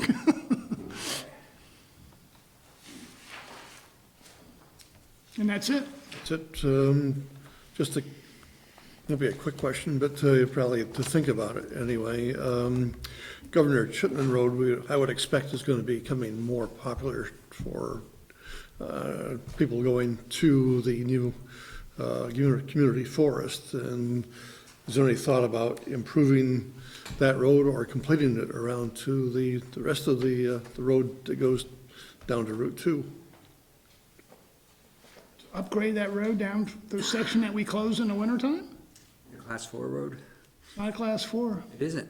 You'd think it is, but it's not. I thought it was. It's class 3. Okay. I have not given it any consideration, Terry, but I can tell you it'll be very expensive, Oh, I'm sure, yes. including possibly trying to take land to do it, Yeah. with a property owner that's probably not gonna be too anxious to do that. But, I mean, if that's something you would want me to take a look at, we can certainly do that, but, Well, I'm just looking at the future, yeah, but we're talking, not this year, no. we're talking good money. I did have, and I didn't have it done, I don't think I had it done on Governor Chittenden Road, but since we're talking about gravel road in general, this last year I had traffic volumes done on, like Butternut Road and River Cove Road. Yeah, oh, yeah. Butternut Road, 140 cars a day, it's not really for a gravel road, it's fine. River Cove Road is starting to get 750 cars a day. That's a popular road. Yeah. That's a lot of traffic for a gravel road. What's that? Goes over to South Burlington. We'll say that the board years ago had a discussion about that and chose specifically not to upgrade it despite the The speed, because of the speed on that road, yeah. Well, if it ever gets paved all the way through, it certainly could become a huge cut-through road. I mean, including probably having to put a new light on 2A. But, and I don't know when you discussed it last, I do know when I was in South Burlington, we discussed it too, and didn't want to do it for the same reason. But at some point, the volume's going to get high enough that it's not going to be, it's going to be a safety issue. It's not going to be a matter whether you want to do it or not. That's why I'm telling you that, you know, right now, 700, by some reports, when you're at 500 or more, you're supposed to start thinking about maybe paving those kind of roads. So, As you know, I live on Governor Chittenden Road. I'm not in favor of paving it, but I do wonder, this section that's closest, the dirt section, gravel section that's closest to Mountain View gets pretty beat up. And the town is, I mean, basically, I'm gonna use the word constantly out there regrading it because it gets beat up. Does it make sense to do something with that portion of the road? Now, full disclosure, that's basically right in front of my house. So I guess I see it a lot. well, we've spent a lot more money on gravel roads recently than we were. It's evident. Including getting rid of greater berms and trying to put more gravel in them to get the, so, and we've made some improvements on Governor Chittenden Road. The problem with your area is anytime they meet the asphalt, they get beat up. That just happens no matter what. Yeah, I mean, it's just because people are slowing down or speeding up and they're going for that transition from one to the other. They're very hard to, we had that same issue on Butternut and we did, and I don't think we've done it over on Governor Chittenden yet, but we can certainly look at it, is we actually went in and went down 2 or 3 feet, removed that, put fabric down, and then put stuff back on top of it to try to mitigate that potholing that's going on, like what you're talking about, Jeff. It's kind of frustrating because it seems like you're there last week and already potholes are starting to form. Well, right now it's the weather. Yes, but it's still, yeah. I mean, all the gravel roads right now are, and I'm not trying to make excuses, but we went out actually to cut Butternut Road. Was it this week or last week? He went out and had the grader go out to see if we could just cut some of the potholes, and it was already frozen, and we couldn't believe it. Yeah, The okay. grader couldn't even cut the top of the road, so we ended up taking gravel out and filling things in. So, but because of the new stormwater permits and everything else too, they're going on, gravel roads are a big phosphorus contributor, so we've been doing a lot more work on gravel roads. If it came down to paving, then once again, we're talking a whole, I can tell you the public works director you have right now will not say that we should just go in and put asphalt down. You're talking about rebuilding that road. That would be music to my wife's To ears. do it, I mean, to do it the right way is what it comes down to. Certainly we can go put asphalt down on it, but then we're just getting in the same jam we're in now, so. My other facetious comment is if you're looking for a place to put that temporary speed hump, I know one. Thank you, Bruce, I appreciate it. All right, thank you all. So we're moving on to the library. We have our relatively brand-new library director, Jane Carnes, is that how you pronounce it? Kearns. Kearns? And this is the beginning of week 5 for me, so. And Carla Carson's substituting for Steve Perkins, I presume, tonight. So welcome, and again, I think you only have one thing in the capital budget, and so let's go to operating. Okay. So essentially, we're requesting level funded or a slight increase, except for 2 things, janitorial services. So the rates for our current janitorial services haven't increased since 2012. And the owner said he would like to increase to pay the cleaner more and also to reflect the increased cleaning needs because of the steadily increasing traffic in the library. I did get 2 additional quotes for cleaning, and the increase they are asking for is extremely fair. So, and their cleaning, they do an excellent job and have been doing it for us, I believe, since the 90s. So. The second request is for a new staff position at 25 hours a week for a program services librarian. So half of that, 50% is on department salary and 50% on program wages. This position would produce and manage adult programs in the library and work with youth librarians on programs that span the age groups. The position would also unify marketing of library resources and programming, so social media, Front Porch Forum, and which currently we have 5 people doing that, and it's just not very effective or productive. Most importantly, the person would also support the circulation services desk, so where we check in and out books, answer reference questions, do reader's advisory, etc. So the current outreach librarian, whose official title is patron services librarian, is performing the duties I just outlined for the new position, as well as doing outreach for the library. So that means the outreach librarian is doing bookmobile, visits to senior centers, home delivery to housebound patrons, etc.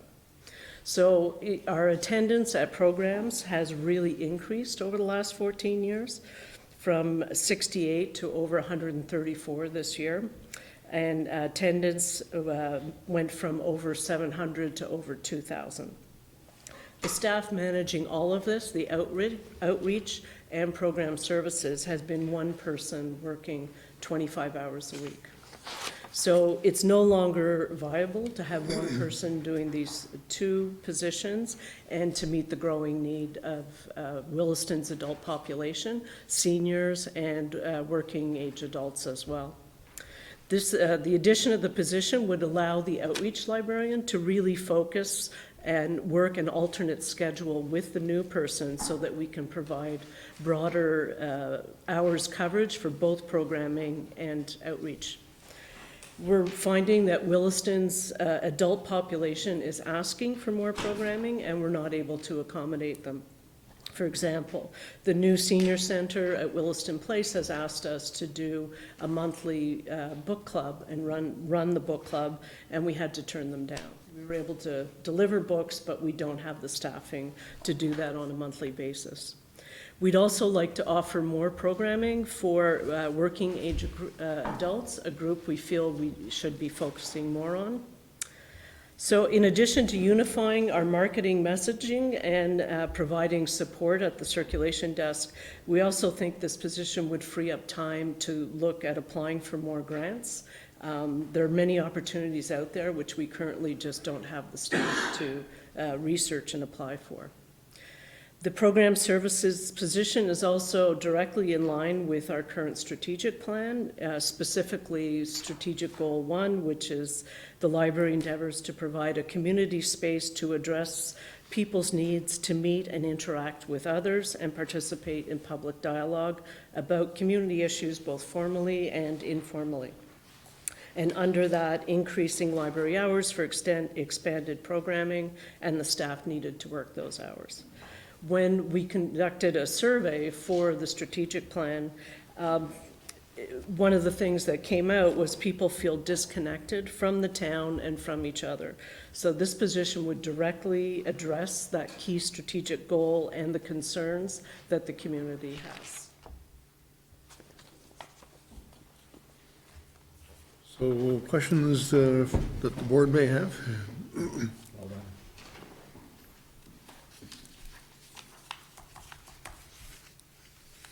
So just about the new position, so it's a 25-hour-a-week position, and to be split, you know, basically 50-50 between various duties in the department and the program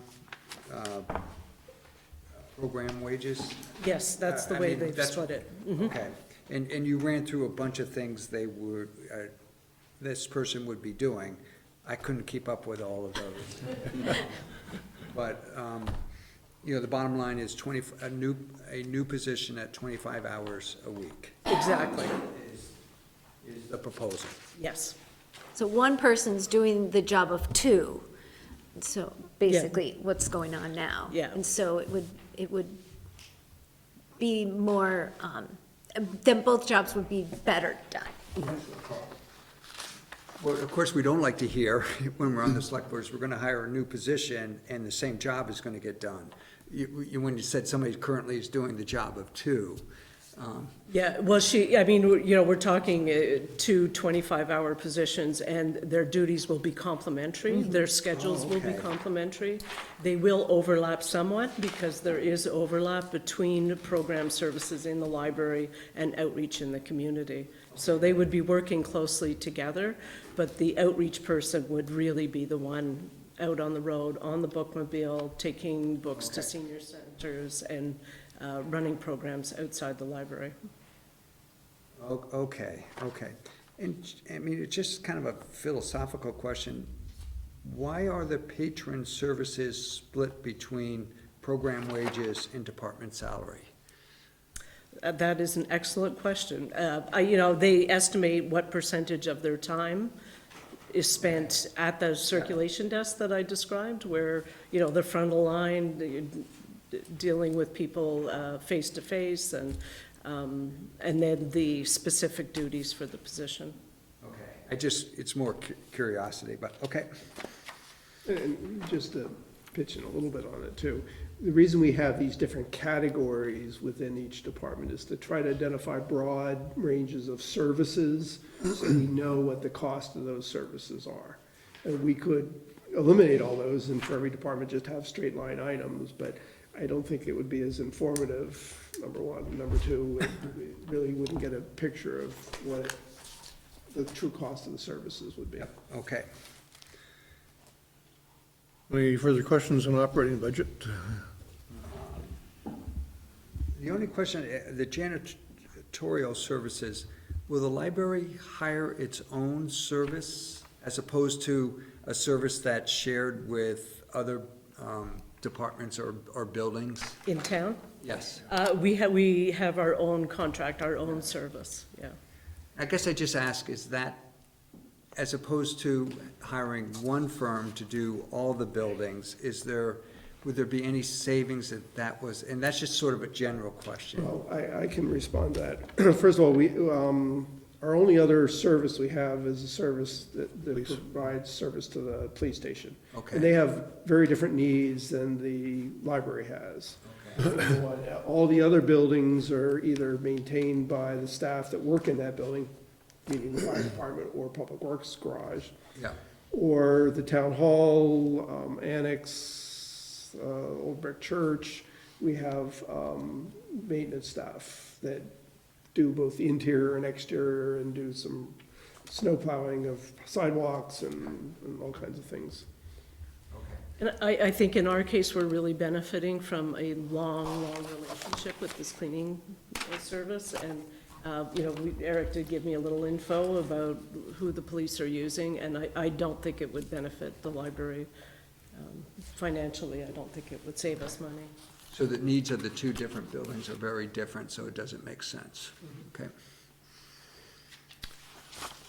If there's no more questions regarding operating, I think there's only one thing in the capital budget, and that's the bookmobile planned replacement on page 76. And this is just the yearly contribution to accumulate money when we need a new bookmobile. Correct, so 7,500 for Dottie, and And when is, 2028, okay. they're assuming 12 years of usage for the bookmobile. Any other questions on that particular one? Then I think we're done with budget. Did you want to talk a little bit about the one sheet that you have for, Yeah, there's just a couple things I want to talk about, if that's okay. yeah, First, aside from a few little odds and ends, you're pretty well done your initial review of various budgets. yeah, all right. You have the month of January to deliberate and ask for additional information. So that's certainly, this is the earliest we've ever gotten through all that. And you remember too, the sewer, water, and stormwater budgets will come later Right. after Yep. town meeting. I like that idea. Secondly, we do keep track of various issues or questions that come up during the budget discussion, and we try to identify things that are either brand new, like additional personnel, the library position would be one of them. It's not yet on this list, I see, and at least not the list I have here. And any changes that occur as we get additional information. And there's, giving an example, on the capital debt service, when we were preparing the budget, we just missed one, I think it was a new capital expense that's. Fire trucks. Okay. And that just got left off our initial schedule that we provided to you, and we need to add it because we're gonna have that expense. So that would require us to put an additional $28,000 into the budget. The good news is, it's not on your list, is we found another error that counteracts that one by, and it takes you to $27,000, so it's only a $1,000 difference. We found a number that, I guess I was involved with this one, transposed. I put 263,000, and it should have been 236,000. Just happens to be $27,000 difference. So that'll be added to the list. And anything that you want through your meetings with the various departments you feel should be added to this list for consideration by the board as we get into the deliberations in January, please let us know at any time. We do have a public hearing scheduled on the budget for January 7th, I think it is. Yes. And so that'll be your next opportunity to talk about budgets and start deliberations fairly soon after that. And for your next meeting, we'll have an updated list to the one, because it changes almost weekly anyway during the budget time. Good. Then we can go on to proposed charter. I just wanted to see if Shirley had anything to add before. Okay, all right. Well, we can go on to the proposed charter changes, and I think there's only actually, well, Eric, you're going to talk a little bit about that, but the only one, I believe, that we have to debate tonight is the library Yep. issue. Yep, I can give a quick background for Good. people who get here. So, working on the town charter amendments to go over the governance process requires 2 public hearings, the first of which the board held on November the 5th. Action tonight, we're asking for the board to schedule a second public hearing, which is required by statute. Generally like to warn this using the criteria of the 30 to 40 days preceding the next public hearing. We would look to schedule that on January the 21st. After conclusion of that public hearing, the board can then make further amendment to the charter proposal if it so chooses. Then that will be reflected in the town meeting warning. So that's what we'll go to as we would do something similar as we did last year. We broke these up into separate questions on the ballot. So as Terry alluded to, there's 3 main areas for consideration for the charter amendments. The first 2 were not discussed at the public hearing. No comment was rendered for the binding arbitration piece and the self-governance piece. The third area was management of the library. The library trustees presented a letter regarding that area. The question for discussion was around the language, and it's on page 14, or page 9 rather, of the proposal, referring to the library trustees have full power to manage the library, and then it also cites the current state statute as the charter is currently. Staff has inserted additional language and stricken the manage the library and the statute citation in that.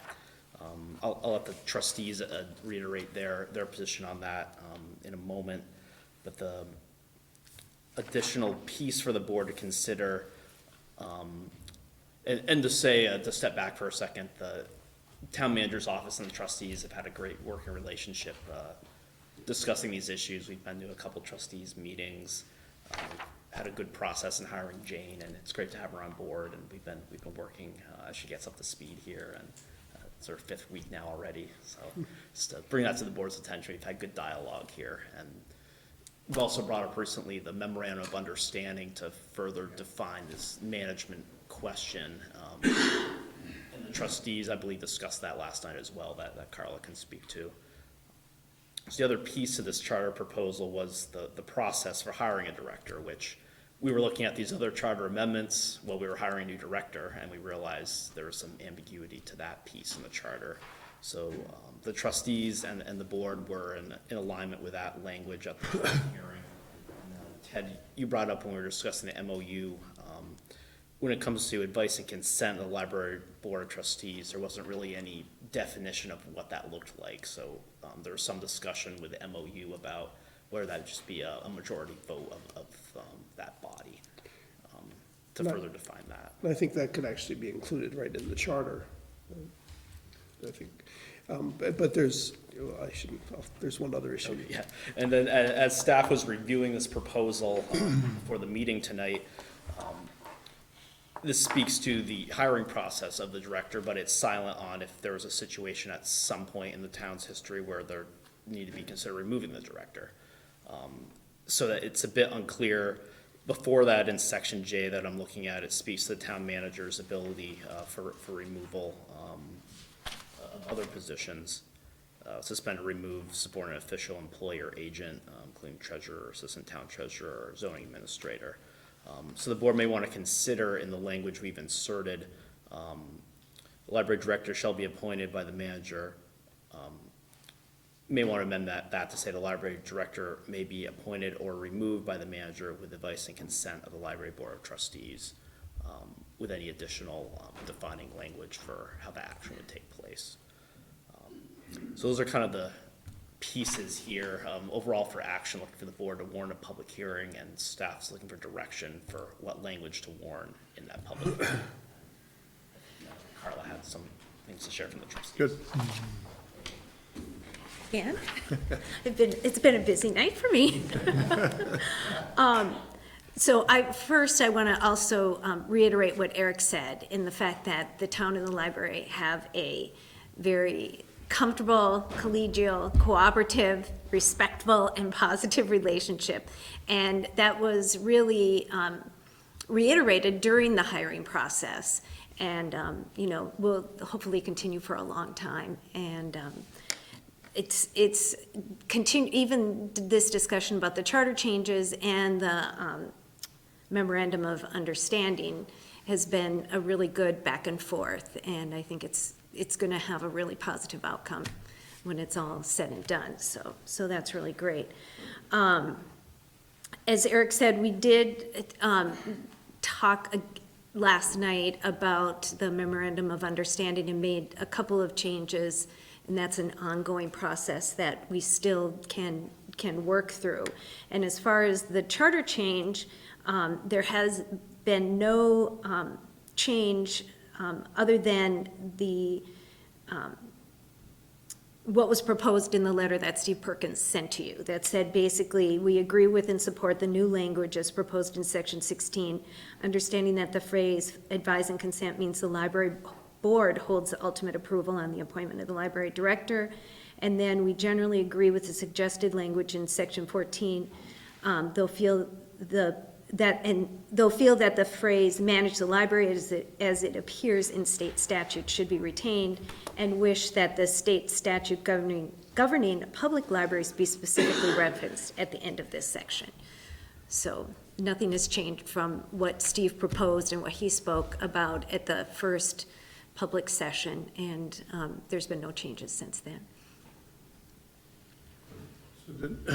Did the board last night talk about the advice and consent language that we are looking at by advice and consent of a majority rather than the 2/3 majority? We did not talk about that specifically last night. We spent more time on the memorandum of understanding, but I believe when we talked about it the first time, it was, we have a seven-member board. Yes. So if it came, ultimately, I guess it would be the majority rules. But again, collegiality and, respectful discussion is the way decisions are made often with our board. And so hopefully that would continue. But yeah, ultimately, it's a 7-person board, so. So I'd like to offer a tiny bit of counterpoint. Obviously, I agree with all the sentiment about the cooperation and everything. And so that's not an issue at all. The one comment about the adding the citation for the state law, the thing we did though is take the wording for the state law and include it in our charter, so I'm not quite sure why a citation is required. And I think I'd defer that question to legal counsel. So that's my one comment on that. And then on the issue of manage, and I shared this with the Board of Trustees when I met with them, is that the library director in this case manages the library, not the library Board of Trustees. And the library Board of Trustees are responsible for setting the policy direction, which is what they do.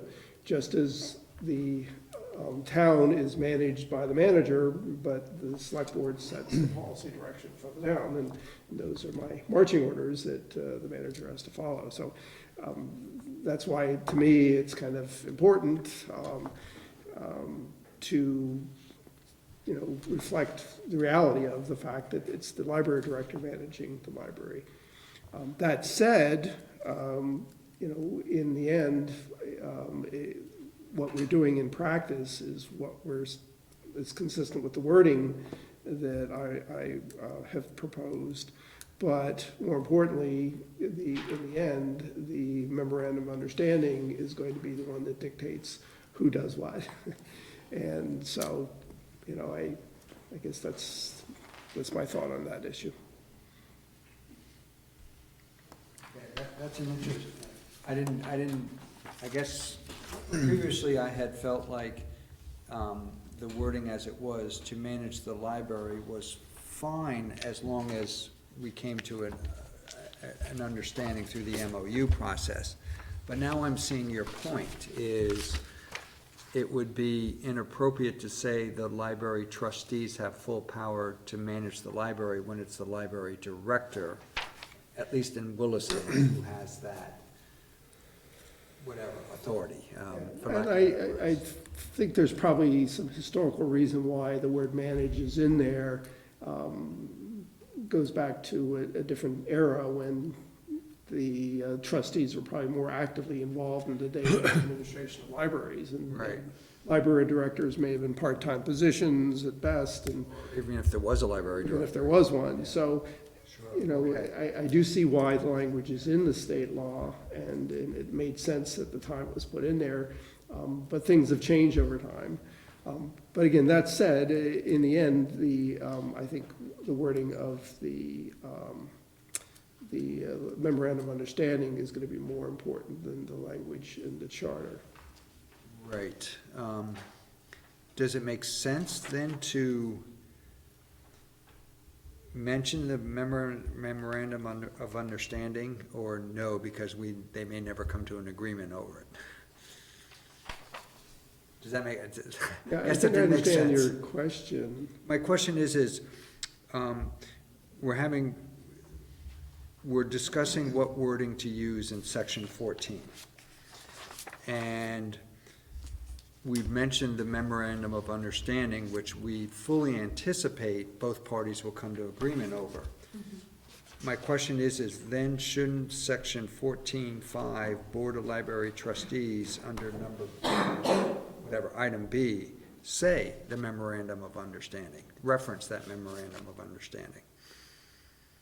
Now, I was trying to give an example why that may not make sense, which is what happens if we never get to an agreement on the memorandum. I think, yeah, I wonder too, I think of our noise ordinance, and our original noise ordinance required an agreement between the town Right. and the gun club, and one party said, no, we don't want an agreement. And It's not at all a negative reflection on, it's just good policy. It's not a negative reflection on the two parties that are trying to negotiate the MOU. It's just good policy, not to mention something that you can't be absolutely certain is gonna happen. Okay, all right. Carla, when it gets to, I mean, I don't know how to ask this question, so I'll ask it as bluntly and as imprecisely as I'm about to, is how much of an issue is it for the trustees that the wording is as before us right now under section 14 versus to manage the library? Well, I'd say that the meeting that resulted in this letter, Yes. with the decision that we made, was a long discussion, correct? And it was a kind of a back and forth. There was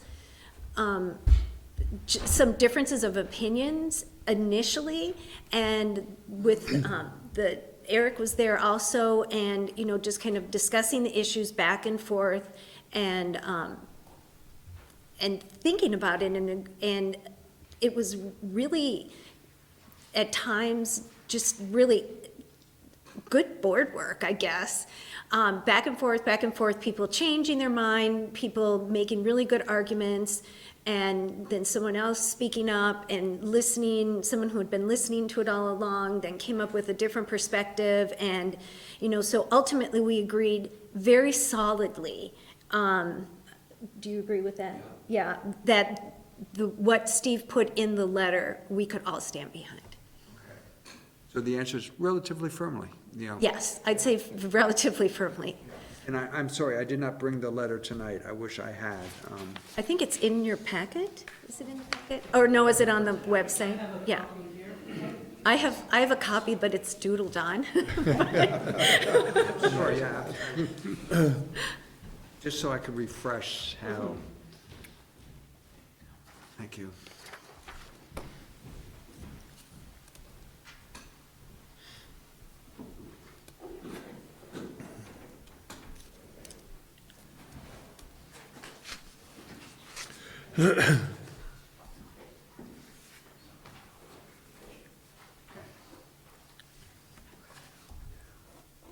Others? Okay.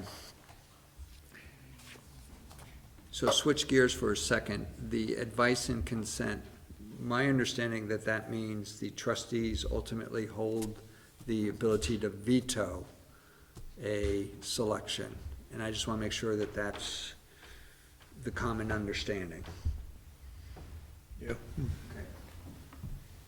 It's a very simple reason for it. The discussion that we had was, right now that we have a terrific relationship, but what would happen in the case of the town manager not being in agreement with the way the library is operating? Absolutely understand, and we're aware of. Actually, I proposed that language. Yes, right, and again, you do good policy, not because you have a good working relationship right now, but Right. it's, Yeah, you know, you're trying to cover all bases, and we were told about a community where we understand there isn't a good working relationship between the select board or the town manager and the library trustees, and not that I ever think that's gonna happen here, but that's an angle you have to write your policy envisioning, if you will. well, and I think that it also was the fact that we are elected, and so that is the reason why that's what we believe as one of the main reasons why we were elected for our position. So even though there are the 7 people on the board, we're elected and represent the town in that respect. And so that's something that we take really seriously. And there's the policy board for the library, and it'd be like the select board not having the ability to hire the manager, you'd have someone else will be hiring it. It really is not a good practice, so I think this is a good arrangement. So while we're, Touch base on the MOA, when we discussed that last night, we're really, really close. We're in agreement with everything. I agree. I think there was one wording issue, and the only really other thing that we discussed was the roles of the trustees.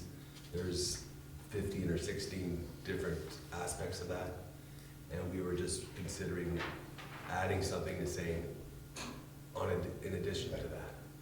And that was it. So we're 99% there in agreement. It's just little issues that so there's no real big obstacle. Right. And we want the memorandum of understanding to happen. And I get that, but we, Yeah.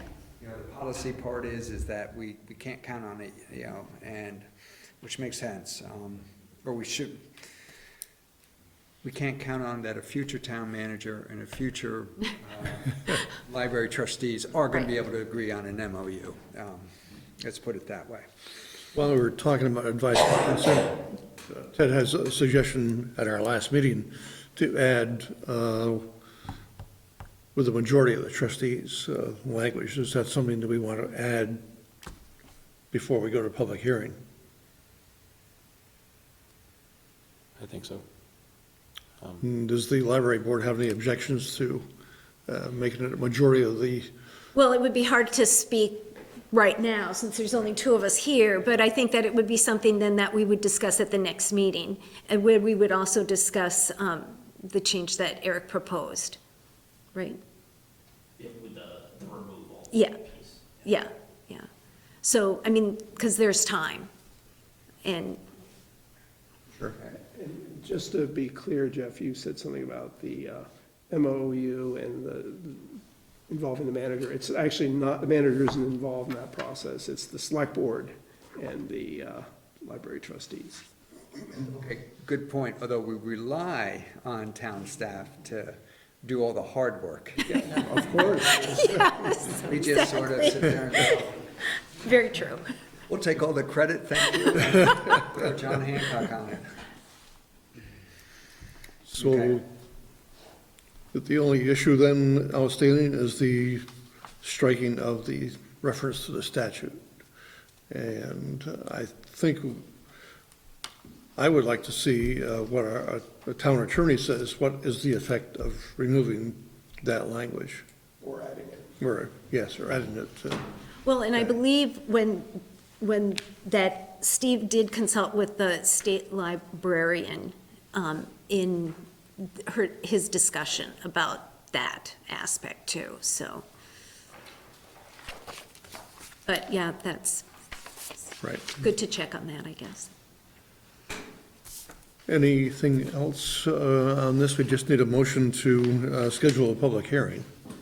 Can we do that? With the Pardon me? language being imprecise yet? I guess we could, Yes. Oh, I'm sorry. What was the question? I just wanted to know if we needed the exact language before we had Oh. a second public hearing. Well, we would like some guidance on at least the issue of managed versus in or out. Okay, then we should, That would be yeah. helpful.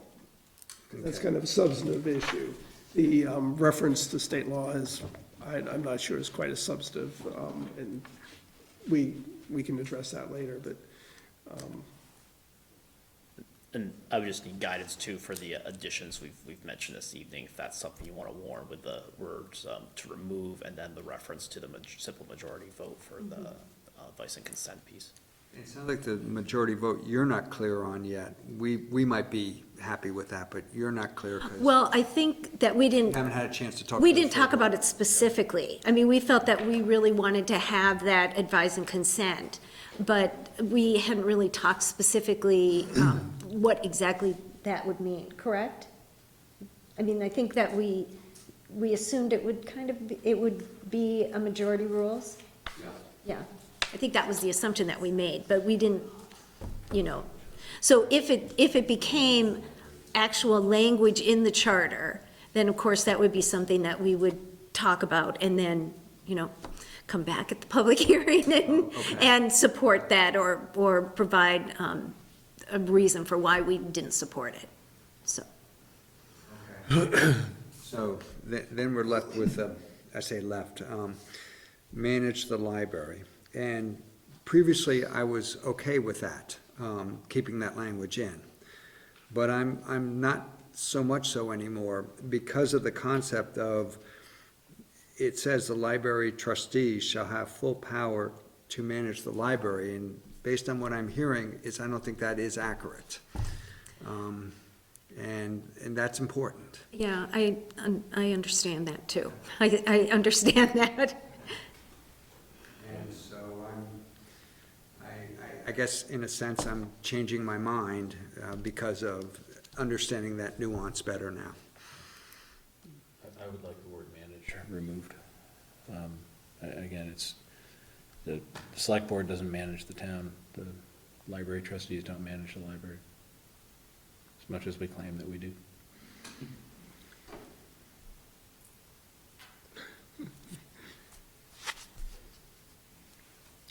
Other comments?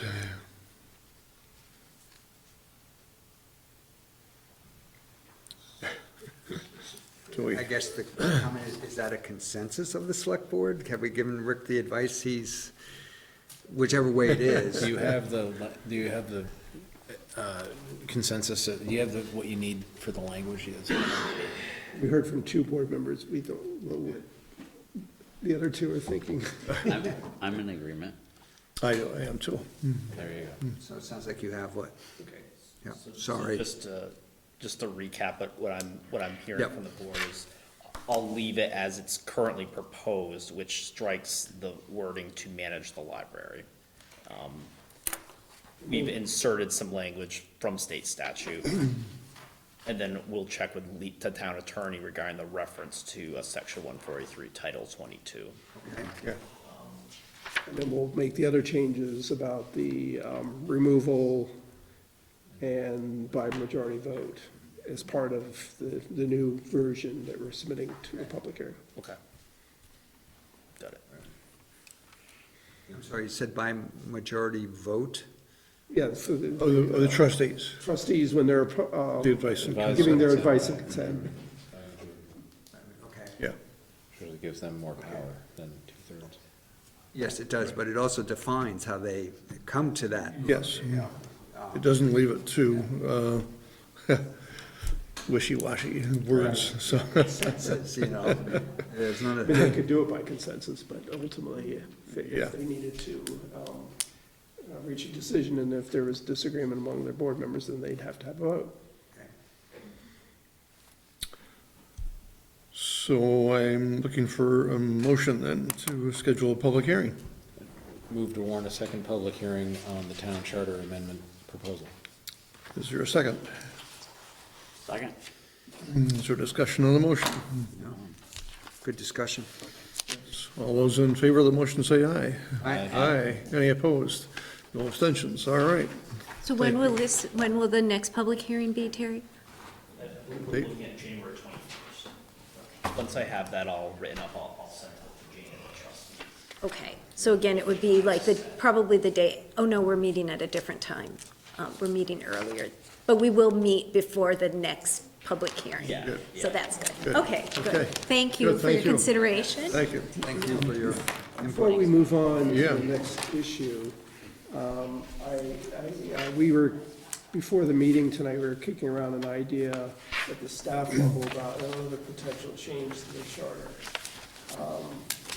And I guess there is still opportunity to make that change. It wouldn't be something I'd ask you to consider tonight, but I just wanted you to start thinking about it. And that is involving the town clerk's position. Currently, the town clerk is also a Yeah. justice of the peace. And because of that, she can conduct marriages when people come in off the street, want to get a marriage license, and, oh, by the way, we'd just like to get married right now. Yeah. And that does happen more often than you think, several times a year. And it works nicely because our town clerk is a justice of the peace. Well, our next town clerk may not be a justice of the peace. And so we were thinking, gee, what could we do to, rather than having that person actually become a justice of the peace, which is an elected position, maybe we could just have the town clerk automatically have the authority to conduct marriages.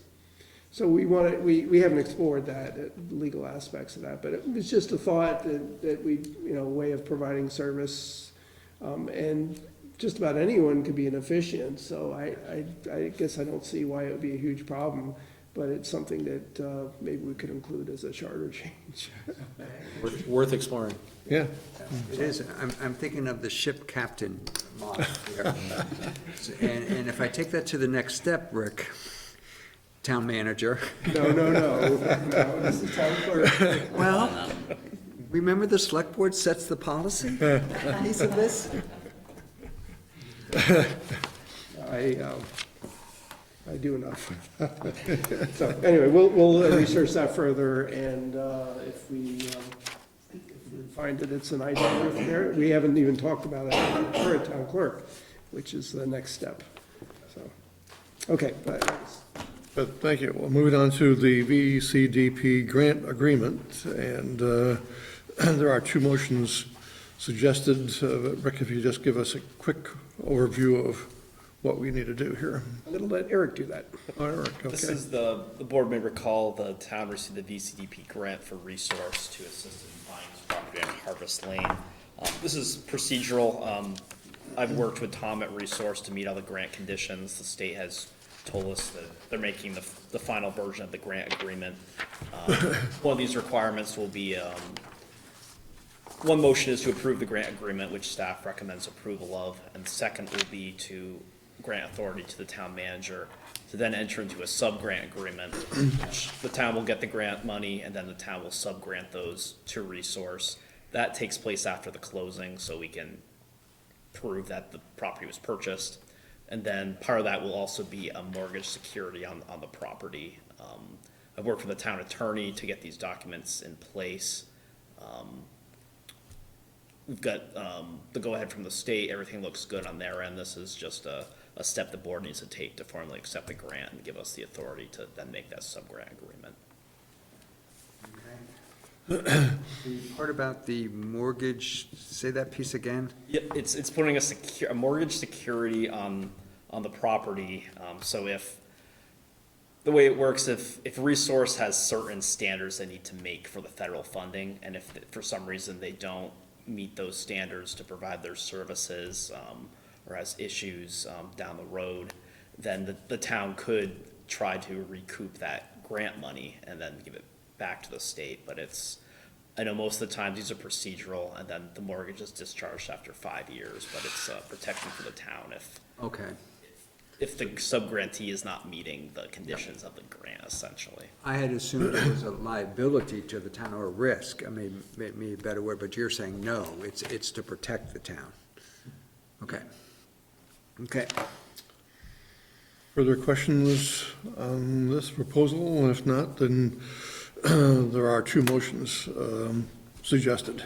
I'd move to adopt the resolution as presented to accept the terms and conditions of the VCDP grant agreement 07110-IG-2018-Williston-22 with the state of Vermont, and authorize the town manager to execute the grant agreement.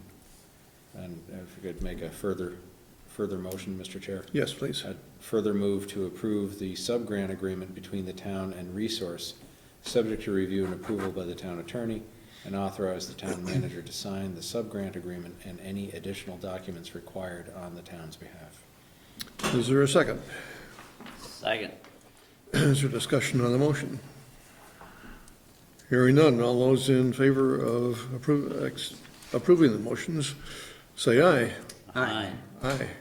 Any opposing? All right, we've done that, and going on to manager's report. And we have that resolution for you to sign as you're listening to my riveting manager's report. Resource is planning a January closing on this property as it looks right now. So the only item I wanted to touch on in my report this evening is a meeting that we held recently with the, I guess it's director of the solid waste district. As you know, they've been working to try to identify possible locations for their materials resource facility, material recovery facility. And they've narrowed it down to, I think, 2 locations. The one they seem to be leaning towards is a location that's located off of Redmond Road. Their board has not made any decisions on this. They will be discussing this at an upcoming meeting. And I've invited the leadership in to meet with the board in January to talk more about this issue. Good. So you're kept up to date on what's going on. Okay. So, I'm not surprised, but, yeah, I have to give this some further thought about what my reaction should be, or is.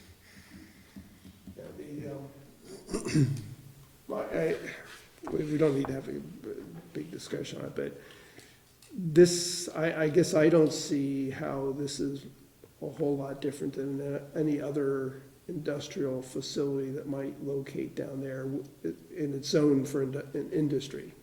And the only advantage is that it does provide us some impact fees through the tonnage that it goes through that. And a regular industry, we would have the taxes. And this one, we don't have the taxes, so. Because it's a municipality. It's also the concept of, traffic on Redmond Road. Right. Yeah. Any industrial application, the traffic would have to be looked at, just like this would, yeah. And, maybe it's better, maybe it's worse. I don't know. I mean, it's a better location, maybe it's worse from a traffic standpoint. I don't know, but I'd want to know more before I can really, whether I support it or not. And whether we support it or not may not make a hill of beans a difference, to be honest, judging from the past. Anyway, they're trying to be communicating Good. as they move along here, and so. Great, good. Yeah. And did you have anything? Nope. Okay, I think we're set then. Go on to other business. Is there any other business we need to talk about tonight? If not, then we need to, we would like to go into executive session on the Overlake lawsuit settlement. So I'd need a motion to go into executive session. I'll move, I'm sorry, there's a motion. I'm Here's sure. one. I better read Yeah, it. if you'd like.